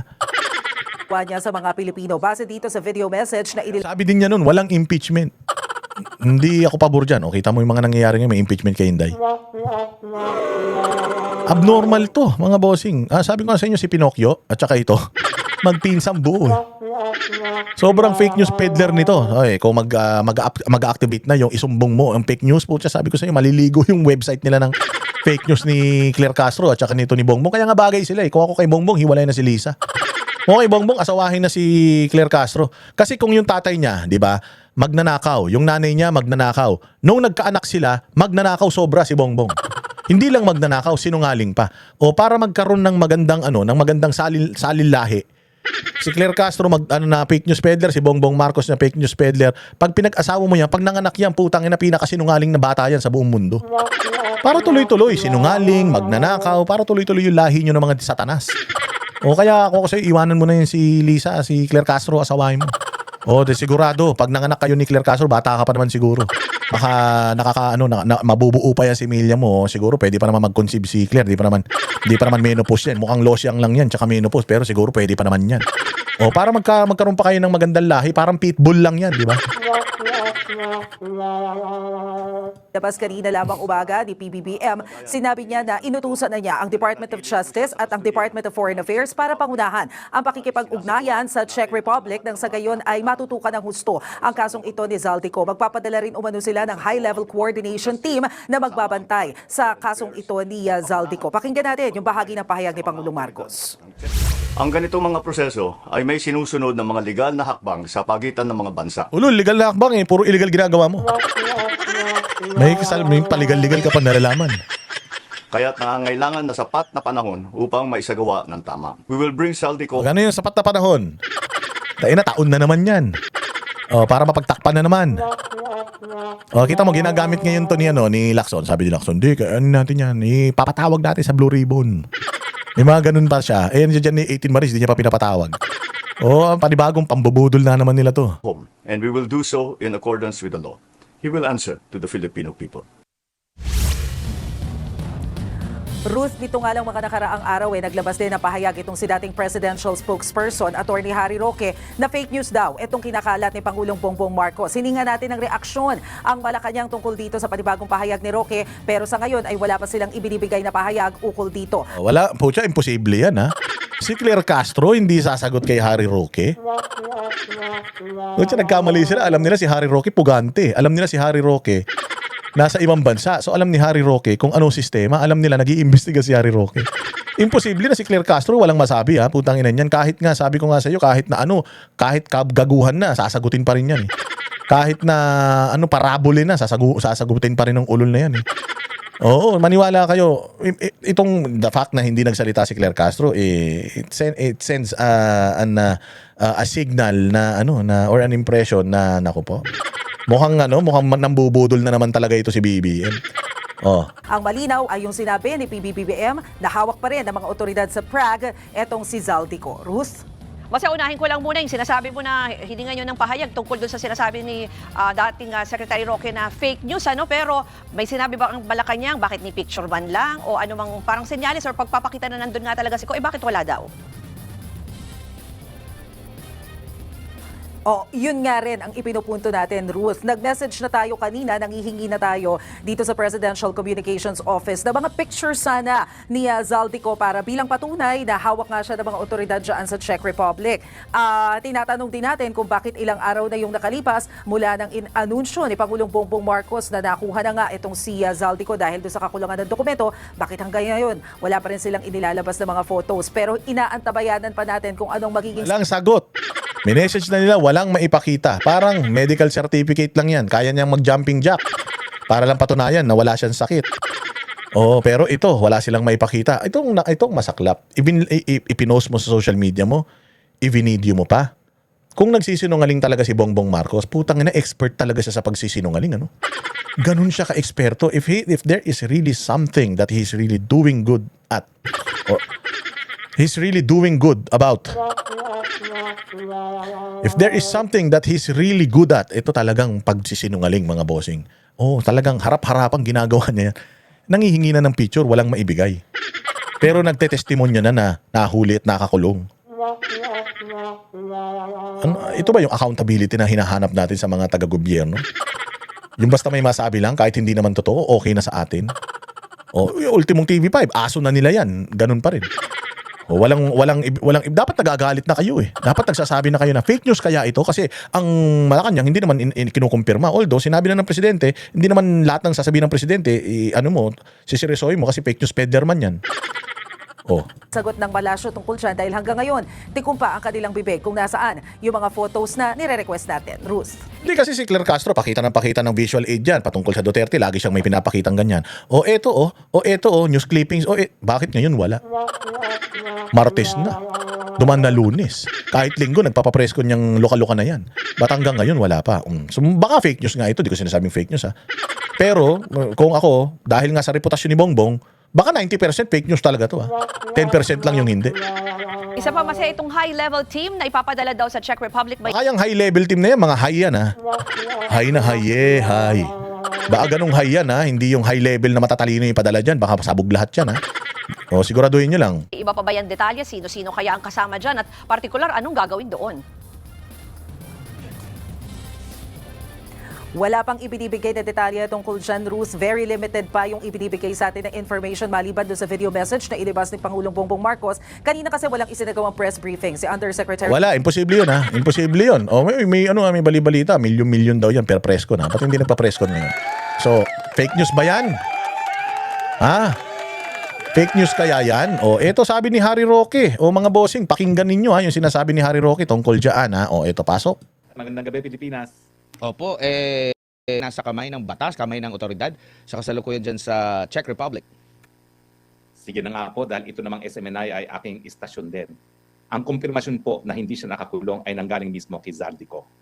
So kauna-unang pagkakataon, yan po ay galing mismo kay Zaldico. Hindi po siya nakulong, hindi siya nakakulong. Kaya nga, buong buo ko sinasabi, nagpapakalat ng fake news ang presidente. Now, mabigat yun ha. Nakausap mismo ni Harry Roque si Zaldico. Putang ina niyan. Pero sana Harry Roque, pakita ka rin ng ebidensya. Kahit yung, saan kayo nag-usap? O kahit itago mo lang yung number, o ito yung cellphone ko, tumawag siya gantong oras, o tinawagan ko siya gantong oras. O kaya, at least man lang, para meron ding ebidensya. Pero, kiniklaim ni Harry Roque na nakausap niya si Zaldico. Si Zaldico mismo ang nagsabi na okay siya, hindi siya nakulong. Yes, nagkaroon ng immigration issues, pero hindi siya na hold ng mga pulis. Hindi siya nakulong. Oh, so fake news talaga si Bongbong kung totoo tong sinasabi ni Harry Roque. Kung hindi naman totoo yung sinasabi ni Harry Roque, baka multo yung kausap niya. Oh, pero ako ha, mas maniniwala ako kay Harry Roque. Nasa Europe siya. O mas maniniwala ako na alam nito yung sistema. Si Bongbong kasi nandito naman, wala namang alam niya. Wala nang alam yan sa mga nangyayaring problema ng Pilipinas. Diyan pa kaya sa kinaroroonan ni Zaldico. Oh, so ano ang pakay ni Bongbong para magpakalat ng maling balita? Ano naman ang mahihita nito ni Harry Roque kung sabihin niya na hindi totoo yung sinasabi ni Pangulong Marcos? Oh, pero sinasabi niya na fake news si Bongbong dahil nag-usap sila mismo ni Zaldico, kaya confirmed, sabi niya na talagang hindi nakakulong si Zaldico. Fake news peddler talaga si Bongbong. Uy, Bongbong, delikado ka ha. Kaya hindi siguro nag-press con si Auntie Claire ha. Kaya siguro hindi sumasagot ang Malacanang kasi putyang ina, panibagong katarantaduhan nyo na naman ito ha. Ayusin nyo. Ano pa sabi ni Harry Roque? Pero bago pa tayo makakuha ng konfirmasyon kay Zaldico, tayo naman ay nagkaroon na rin ng karanasan dito sa Europa. No? Kung maalala nyo, yung panahon na ako ay sapilitan na pinapadala dito sa Vienna, Austria, at ako naman ay merong medical certificate galing sa dalawang doktor na I was unfit to fly, tinanong ako ng piloto ng eroplano kung gusto ko ba lumipad. Sabi ko, hindi, dahil sa sinabi ng doktor ko. Nung ako po'y pinababa sa eroplano, pinaantay po ako hanggang dumating ang piskal. Dahil ang sistema dito sa Europa, bago ka ba aresto, kinakailangan iharap ka muna sa piskal at ang piskal ang magdidesisyon kung kakasuhan ka. At kapag ikaw ay kinasuhan, doon ka pa lang aarestuhin. So, hindi ko talaga alam kung ano ang pangyayari kay Zaldico, pero nakakuha ng kumpirmasyon galing sa pulis na hindi inaresto, hindi in custody, hindi dinitain si Zaldico, kung hindi, he was subjected to law enforcement incident. So para po yung nangyari sa akin, na habang nag-aantay ng piskal, ang desisyon ko ako'y sasampahan ng kaso o hindi, nag-aantay lang kami. Pare-parehong nag-aantay sa pagdating ng piskal. Pero sa aking kaso, wala namang isang oras, dumating ang piskal, at nakita naman niya na wala talagang kaso, pinawalan din ako. At sa tingin ko, ganyan din ang nangyari kay Zaldico. No? Yung sa akin nga mas matindi, dahil ang sabi ng immigration authorities, di daw ako sumunod dun sa dapat na lumipat na ako sa Austria. Ang sabi ko, sumunod ako, sumakay ako ng eroplano. Kaya lang, tinanong ako ng kapitan kung gusto ko lumipad at hindi. Sabi ko, hindi ko gusto dahil meron akong 2 medical certificate. At dahil doon, hindi ako kinasuhan because suportado yan ng 2 medical certificate. So, ang aking basihan kung bakit ko sinasabing fake news, impormasyon na galing mismo kay Zaldico at yung aking personal na karanasan at yung aking sariling pagtatatawag sa pulis, sa Prague, sa Bruno, kung nasaan si Zaldico. At syempre, kasama ko rin dyan yung vlogger na si Maharlika na siya naman nagbigay sa akin ng mga possible places kung saan nakadetina si Zaldico. At lumabas nga. O kasi ganito, simple lang naman kasi talaga yan. Sa totoo lang, kaming mga vloggers, malawak ang network namin in terms of followings. Hindi lang kami dito sa Pilipinas may nagfa-follow sa amin. Majority na ang nagfa-follow sa amin nasa iba-ibang mga bansa. So sigurado, itong si Maharlika Banateros, merong follower yan dyan sa Europe or dyan, hindi man dyan mismo sa Prague, pero dyan sa Czech Republic sigurado meron. Hanggang Russia, hanggang Africa meron. Hanggang Iran, sumasabog na Iran, may mga nagme-message pa sa amin ng mga taga-Iran eh. So, ganun kalawak ang reach ng mga vloggers. And sigurado na kapag ka-issue ito, yung mga Pilipino, dahil nga malaking issue ito, sila mismo yung nagsasaliksik. Oy, nasa Prague ako. Saan kaya pwedeng makulong yan? O, punta ako dito, punta ako immigration eh. No? O, ganun ang mga Pilipino, mga chismoso tayo eh. So, ayan, na-trace nila. O ngayon, no, mismong si Zaldico ang nakausap ni Harry Roque. Sinabi daw mismo ni Zaldico na hindi totoo yun. O, tapos, sabi ni Harry Roque, personal experience ko, ganito kasi ang sistema dito sa Europe. Hindi basta-basta may impose ng Pilipinas yung gusto nilang mangyari because meron sariling law ang mga bansa dito sa Europe at yun yung masusunod, hindi yung batas mo at hindi ikaw. Unless itong tao na ito ay mass murderer, may kaso ng human rights sa ICC, hindi nila ito babasyuhin. Kung immigration issues lang, yung corruption naman itong tao na to, dyan sa inyo, hindi naman dito, tapos wala pa naman siyang Interpol Red Notice. So, wala kaming reason para i-hold siya. May punto rito si Harry Roque. Si Bongbong kasi tanga eh. Si Bongbong kasi wala mang aral yan. Bobo yan eh. O kaya hindi niya maipaliwanag, basta naglabas na lang siya ng balita. Hindi ko alam kung kanino galing yung balita, baka kay Manang Bola yun, o kaya kay Kuya Boji, baka nanonood na naman ng batibot yung tarantado na yan. Kaya siguro kung ano-ano na naman naisip niya, sabi nga, addict daw yan, sabi ni Aimee. So baka mamaya, high lang yan. Kaya naisip niya o narinig niya, nakikipag-usap nga sa multo yan eh. Baka mamaya kung ano-anong mga hallucination na naman yan. Kaya ito ngayon. So dito kay Harry Roque, meron siyang personal experience, may alam siya sa batas diyan, nandiyan siya matagal na, at the same time, nakakausap niya mismo yung principal, which is yung subject, si Zaldico. Pero ang galing mo ikaw nakakausap mo si Zaldico Pero yung mga congressman dito sa Pilipinas, senador, hindi nakakausap si Zaldico O pa-share naman yung number niya, tatawagan ko lang Harry Roque. Para mamura ko lang, hello? Si Zaldico ba to? Putang ina mo, magnanakaw. Maganong kuman lang sanang hayop na yan. Kanino kayo maniniwala ngayon? Kay Harry Roque na nasa Europe na nagtatago rin o kay Bongbong Marcos na fake news peddler? Kung parehas mo ang fake news peddler tong dalawan to, nasunog naman na din ito si Harry Roque sa lahat ng mga pinagsasasabi niya. Si Bongbong lagi rin naman nasusunog. So kanino kayo maniniwala sa dalawan to?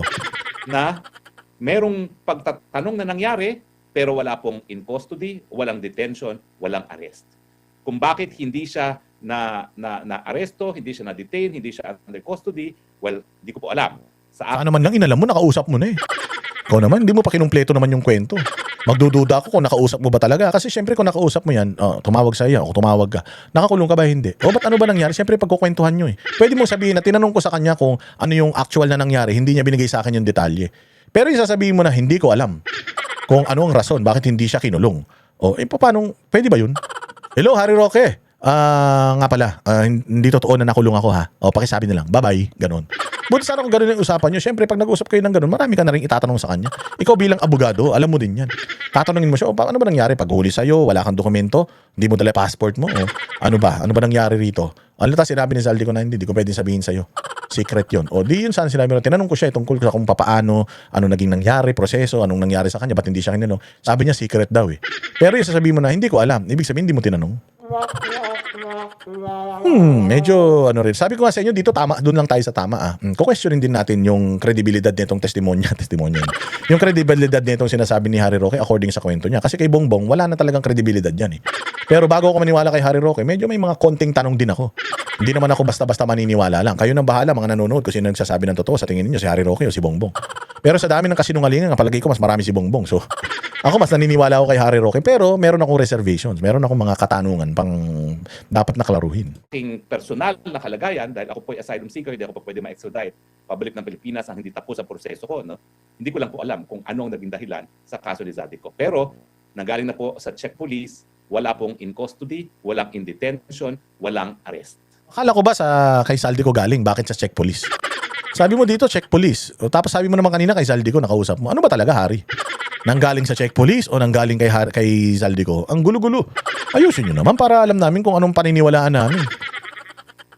Opo, sa tingin niyo po, paano kaya ito nalaman? Yung information na yon na nasita siguro, yung tamang term, itong si dating Congressman Zaldico dito sa gobyerno natin sa Pilipinas, particularly kay President Bongbong Marcos?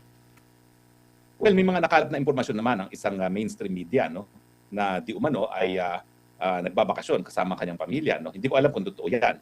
Pero kung nakakalap ng ganyang impormasyon ng isang mamamahayag, at siguro naman ang gobyerno na meron silang bilyong-bilyong intelligence funds, ay makakakuha rin ng ganyang impormasyon. Ang nakapagtataka lang at ang tingin ko, it was intentional, kung bakit nagpakalat ng ganyang fake news ang presidente mismo pa. Si Auntie Claire naman, alam natin talaga nagkakalat yan ng fake news. Bakit hindi nalang binayaan kay Auntie Claire?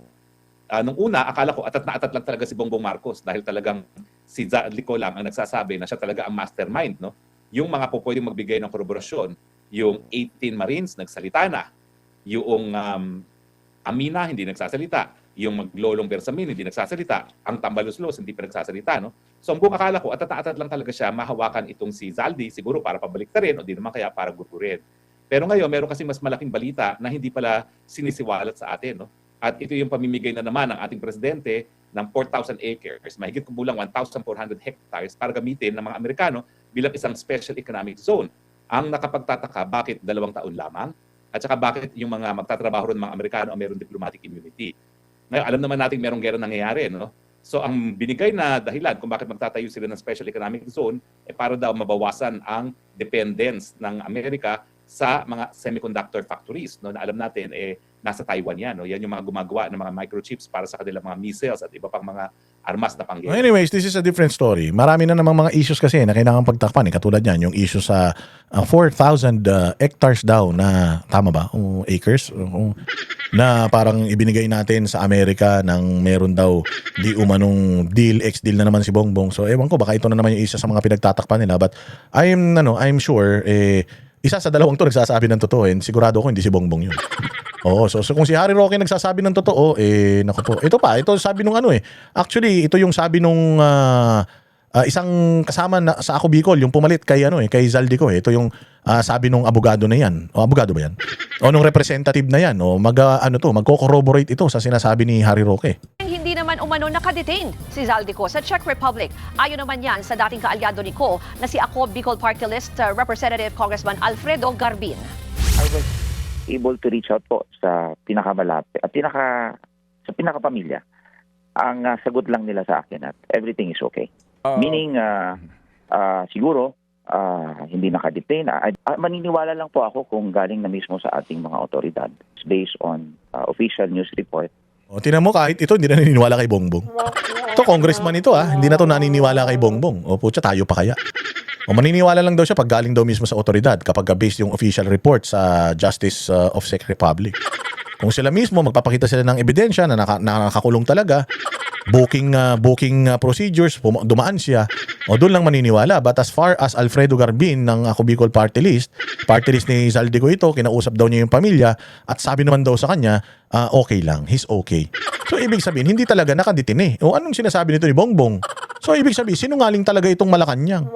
Kung kaya nila magsinungaling sa mga ganito kalalaking issues, putaragis yan. Sabi ko nga sa inyo, sa mga maliliit na issue, mas lalo magsisinungaling yung mga yan. Napakalaki nitong issue na to para magsinungaling sila. Anong binabalak na naman nila at ano na naman plano nilang pagtakpan kaya naglalabas na naman sila ng mga ganitong naratibo sa public? The Ministry of Justice of Czech Republic, sila mismo nagsasabi na kahit sila walang impormasyon at mag-aantay pa sila ng official report ng kanilang mga pulis. Ayon kay Garbin, nagpadala na raw ng mga tao ang kanilang partido sa Prague para makipag-usap sa mga otoridad doon. Pero wala raw maibigay na impormasyon ang Czech authority sa kanila sa sitwasyon ni Zaldico. Pero sabi ni PNP Chief, nagpadala na sila ng mga tao doon. Baka sakaling kailanganin ni Zaldico ng abogado siguro. Pero walang impormasyon yung mga tao nila na nagpunta ron patungkol sa sitwasyon ni Zaldico. So naikot na nila ang buong Prague, pinunta nila yung mga istasyon ng pulis, wala naman nakakulong doon na Zaldico. So, nagsisinungaling na naman tong gobyerno. Bakit? Anong reason? Ba't nagsisinungaling? May malaki na namang pambubudol na ginagawa to. May malalaking krimen na naman pagnanakaw siguro ginagawa mga to. Kaya kung ano-ano na naman yung mga balitang pinalalabas nila. General Jose Nartates, may kumpirmasyon na ng pagkakaaresto sa pugante mula Katulad nito, sinasabi ng PNP may kumpirmasyon na. Asan yung confirmation na yun? Anong klaseng confirmation yun? Is it a letter, email, text message coming from Czech Republic? Diba? Ba't hindi nyo pa ipakita? So kung nagsisinungaling ang presidente, PNP nakisabay, ibig sabihin, kasabwat ang PNP sa fake news ni Pangulong Marcos? Tatanong lang ako O kasi kung sinasabi nung Ako Bicol Party List, hindi totoo, sinasabi nila, nagpadala sila doon ng tao, walang kumpirmasyon. Si Harry Roque, nakausap daw niya. So kung totoo ang sinasabi ni Harry Roque tsaka ni Garbin, ibig sabihin si Nartates, aso talaga ni Bongbong, ganun? Nakasabwat si Nartates sa pagpapakalat ng fake news? Anong klaseng mga pulis ito? sa tinatawag niyang official channels. Samantala, mas kinababahala raw ngayon ni Congressman Garbin ang usapin na umano'y Portuguese passport ni Ko. Hindi raw kasi ito katanggap-tanggap sa mga taga-Bicol. Katulad niyan, yung Portuguese passport. Sino nagpakalat niyan? Administrasyon. Ang nagpakalat niyan, si Boying Rimulya, si John Vic Rimulya. Ang nagpakalat niyan, si Claire Castro. O sila nagpakalat niyan eh. O ngayon, hindi naman pwede talaga yun. Comelec, hindi pwede yun, di ba? Na maging isang party list representative ang isang taong hindi Pilipino or may dual citizenship. Bawal po yun. O paano nanalo yan? O bakit hindi na-disqualify yan? Bakit yung Uy dyan sa District 6 ng Manila na-disqualify samantalang si Zaldico hindi? O di ba? So ganyan kagago ang gobyerno, ganyan kagago Comelec kung totoo yan. Kami rin dito sa Bicol region, tinatanong bakit daw bumoto sila sa isang Portuguese. Sabi ko, hindi yan siguro kapanipaniwala. Namamanghari no kami dahil dalawang termino, pangatlong termino niya na to, at talagang bawal na bawal lang. That is a ground for disqualification. Until now, wala akong may sagot sa aming mga constituent. Tapos kasi kung ako, kung Portuguese passport holder siya, walang rason na madidetain siya doon sa Europe. Eksakto. Pinapakalat, Portuguese passport siya. O tapos ngayon, nakadetain daw siya, immigration issues. Kung Portuguese siya, European yan, pasok siya. Hindi pa pwedeng ikulong yan. So, nagko-contradict ito, mga bossing, doon sa impormasyon. Ibig sabihin, hindi natin alam kung yung information na galing, na pinapakalat ng gobyerno natin, pangtanga, pambobo. O, kasi ayan lumalabas na mismo dito na pang siraulo Yung mga impormasyon na nakukuha nila, sila mismo, sabi ko nga, sila na mismo yung naglalaglag sa sarili nila. Kaya tama talaga yung self-destruct na sinasabi ni Mayor Baste. Lahat ng sabihin nila, sumasabog sa mukha nila Fake news peddler talaga. O eto, isa pa. May yung bail hearing ni Senator Bong Revilla, nagtutuloy-tuloy pa rin mga bossing yung kanyang bail hearing. At ilang linggo na nakakalipas, ilang mga testigo na yung sumalang, wala pa rin nagbibigay ng patunay na si Bong Revilla may kasalanan. Ngayon, naglalabas na naman mga bossing etong Department of Justice o Ombudsman pala.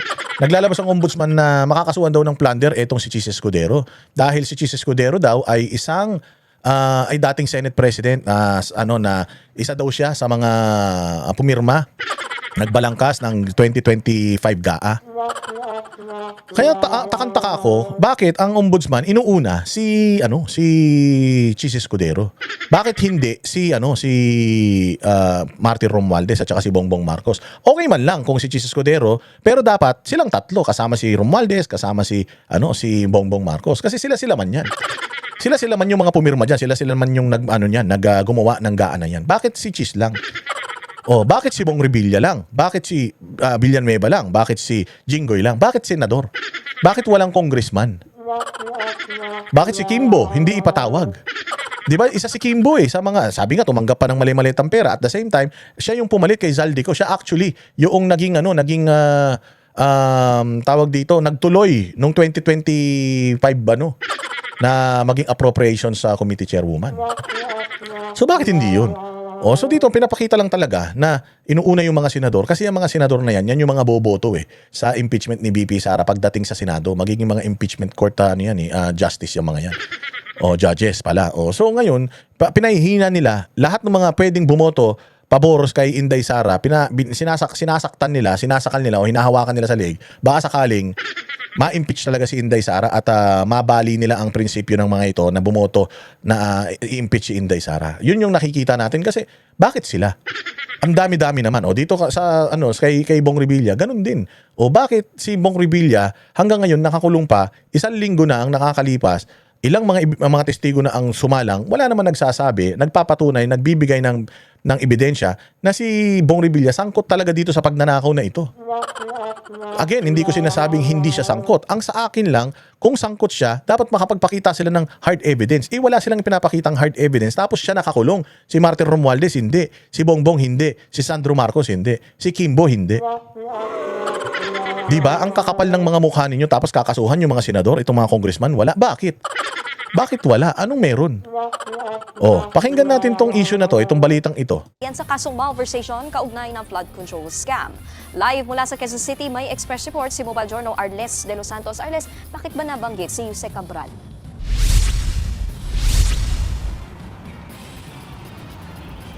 Nikki, lumalabas kasi na si dating DPWH Undersecretary Maria Catalina Cabral mismo ang nagutos na maipasok sa budget ang subject project ng malversation case. Si Cabral ang nagsabi ipasok sa project sa DPWH yung nire-request ni Bong Revilla. Nire-request niya, legal ba ang pagre-request? Opo. Ang insertion, legal ba? Sabi nila, nangyayari na daw yan noon pa.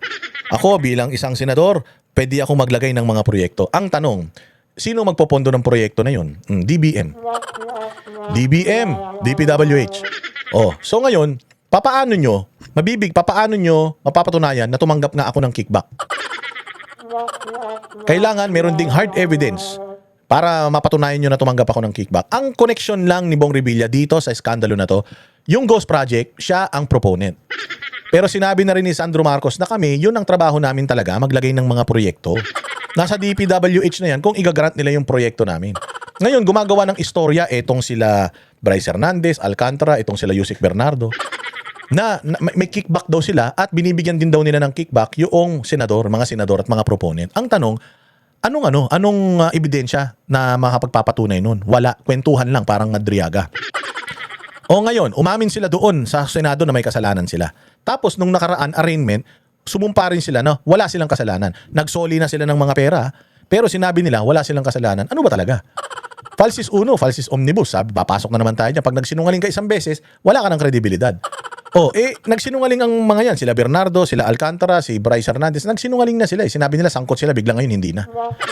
Tapos ngayon, si Bong Revilla na lang. Hindi naman si Bong Revilla na disburse ng pera. Hindi naman yan pera nakuha ni Bong Revilla tapos ibinigay sa kanila. Hindi. Proyekto lang naman yung kay Bong Revilla tapos yung DBM ang nag-budget sa DPWH para dun sa proyekto na yun. Anong kasalanan niya doon? Lahat naman may proyekto si Risa Ontiveros nga, ang dami-dami mga proyekto hindi pa rin tapos hanggang ngayon. Bakit hindi natin ikulong yan? Kaya si Bong Revilla ang pinapanagot ngayon kasi nga siya yung pinakamadaling bigyan ng mga ganitong klase ng mga bintang kasi may dati na siyang kaso. At para lang masabi na kaalyado ng gobyerno nakakulong ngayon, para lang masabi na kita nyo kahit kakampi nakakulong. Kaya ngayon ginaganito nila si Bong Revilla. Tsaka isa pang nakikita kong problema rito kay Bong Revilla, taga Cavite siya. Ang tumira sa kanya puro taga Cavite. Sino? DOJ taga Cavite. Si Remullon, 2 Remulla taga Cavite. Si Panfilo Lacson taga Cavite. So anong ibig sabihin yan? Pwedeng politika rin yan sa Cavite. Kaya ginaganito si Bong Revilla kasi nga dahil natalo siya sa pagkasenador, tatakbo sana yan ng gobernador diyan sa Cavite. Paano na? Kaya ngayon pa lang dinidemolition job na nila. Yun yung mga nakikita natin posibilidad, pwedeng totoo yan, pwedeng hindi. Pero sa nakikita natin ngayon, mali yung sistema na si Bong Revilla nakakulong tapos nakalaya si Bongbong, nakalaya si Romualdez, nakalaya si nasa laya si Charis tapos si Saldico. Hanggang ngayon nagtatago. Ano pa? Dating Senador Bong Revilla. Yan ang kinumpirma ni DPWH Division Chief of Planning Service Engineer na si Peter Paul Cortez sa bail hearing ng malversation case si dating Senador Bong Revilla at mga kapwa-akusado nito. Bitbit ang original at certified true copy. Iprinisinta ni Cortez sa 3rd Division ng Sandigan Bayan ang listahan ng mga proyektong si Revilla umano ang proponent. Aniya na ipasok umano ang mga proyektong ito sang-ayon sa direktiba ni Cabrala at sa koordinasyon ng naturang engineer Angelo Domingo mula sa Programming Division ng DPWH na siya namang coordinator para sa mga senador. Lumalabas na may pangalan ni Revilla ang mga papeles pero wala naman itong pirma. Walang pirma. May pangalan pero walang pirma. Ngayon ako kasi bilang isang mangbabata senador, maglalagay ako ng ng project. Sana ma-approve kasi para yan sa mga nasa constituents ko. Kung hindi ma-approve, dahil nilagay ko yan dyan, ipupush ko yan. Yung mga proyekto ko, prioritize nyo naman. Kasi nandiyan yung pangalan ko. Pero hindi naman preba yun na sinasabing, yung mga proyekto ko tapos yung kickback ko wala namang ganun. Wala rin namang kontrata makapagpapatunay nun. And then dito sinasabi na may mga pangalan si Bong Revilla dun, wala namang pirma niya. So nag-fail na naman sila para i-connect kay Revilla ito. Na i-connect lang nila kay Revilla ito dahil siya yung proponent. Yun lang. Proponent lang siya. Hindi talaga nila ma-prove na may corruption or may pera siyang kinuha sang-ayon dito sa mga aligasyon sa kanya. Wala rin umanong receiving copy o transmittal copy ang dokumento na posibleng idiin si Revilla sa kaso. Walang transmittal copy, walang receiving copy na makapagdidiin sa kanya. Ba't siya nakakulong? Again hindi ko sinasabing wala siyang kasalanan. Pero mga bossing naman, hindi naman tayo siguro mga bobo rito. Nakikita naman natin yung pattern ng gobyerno na naghahanap lang sila ng masisisi para maiiwas sa kanila. Sabi ko nga kung sino yung mga nakakulong ngayon, karamihan dyan o lahat dyan, walang mga kasalanan yan. Etong gobyerno natin mga bossing, itong mga nasa gobyerno na mga nasa laya ngayon, malaya pa rin na nakakapambaboy sa Pilipinas, yan ang dapat na mga makulong. Yan ang dapat na mga talagang mabulok sa kulungan. Niki, ilang minuto pa lamang ang nakalilipas mula nang matapos humarap sa witness stand si Cortez na agad namang nilisan ang Sandigan Bayan. Mamayang hapon ay ihaharap ng prosekusyon ang isa pang witness nito na si Jose Jason Cruz. Habang sa Webes naman ay si dating DPWH Undersecretary Roberto Bernardo ang haharap na isa sa mga nagdawit kay Revilla sa flood control scam. Idadawit lang nila yung pangalan kasi siya yung proponent Low-hanging fruit nga, idadawit nila. Kaya ba nilang patunayan? Hindi nila kayang patunayan yan. Katulad ng sinasabi, sa linggo na, siyam na testigo, wala pa ring yung kahit nga mga ganyan receiving copy pero maililink kay Bong Revilla, hindi naman si Bong Revilla ang nagbalangkas ng GAA. Hindi naman si Bong Revilla ang boss ng DPWH. Hindi naman si Bong Revilla ang boss ng DBM. Siya lang ang naglagay ng proyekto. Lahat ng mga senador may mga proyekto yan. Lahat ng mga congressman may mga proyekto yan. Ang nag-allocate ng infrastructure projects, DPWH. Tapos ang nagpopondo niyan, DBM. Sino ba amo yung mga yan? Si BBM. Oh. Sino bang gumawa ng NEP? Sino bang gumawa ng nag-allocate ng mga budget sa mga ahensya ng gobyerno? Congress. 'Di ba? O diyan pa lang palpak na so hindi natin dapat pinapalagpas ito. Bagamat hindi ito ito'y part ng administration, part siya ng alyansa ni Bongbong Marcos nakita natin na tinrider din siya ng alyansa at ginagamit siya ngayon ng alyansa na fall guy para kipbuta sa lahat ng mga kahayupan nila. Kahayupan ni Lacson, ni Tito Soto, ni Bongbong Marcos na nakatanggap itong mga alyansa na ito ng mga pera galing sa flood control daw para dyan sa kanilang kampanya nung nakaraang eleksyon. Inamin na mismo yan ni Toby Chanco. Yan yung mga iniiwasan nila. Kaya idinidiin nila itong mga taong ito, mga bossy. O yan, sana nagustuhan ninyo itong vlog na ito. Kung nagustuhan ninyo, like, share ninyo at kung gusto niyo tumulong sa channel natin, magpakulay kayo dyan. Maraming salamat sa inyong pagtangkilik sa ating mga content. Mabuhay kayo. Magkita-kita tayo ulit sa susunod na vlog.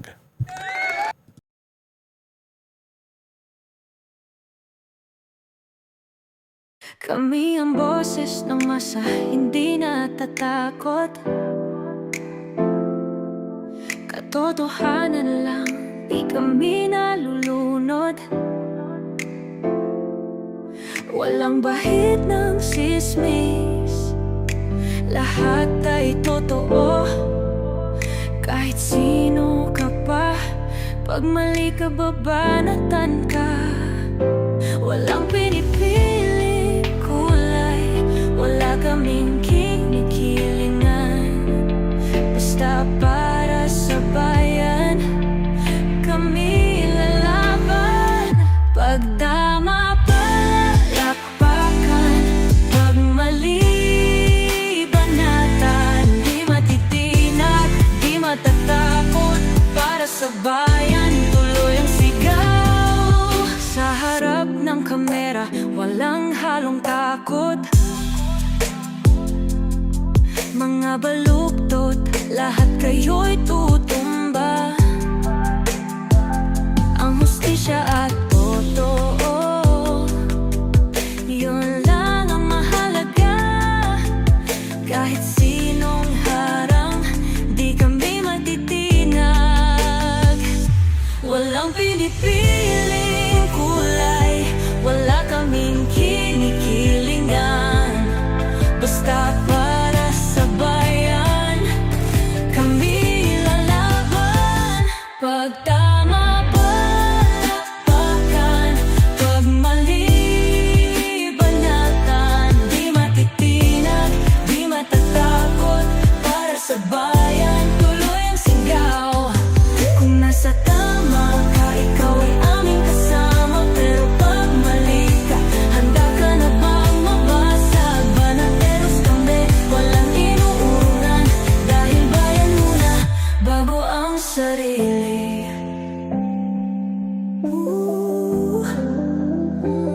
Bago ang sarili.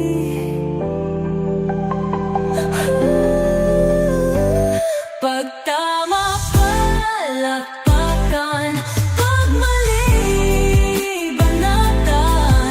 Banateros ang sigaw, katotohanan ang laban.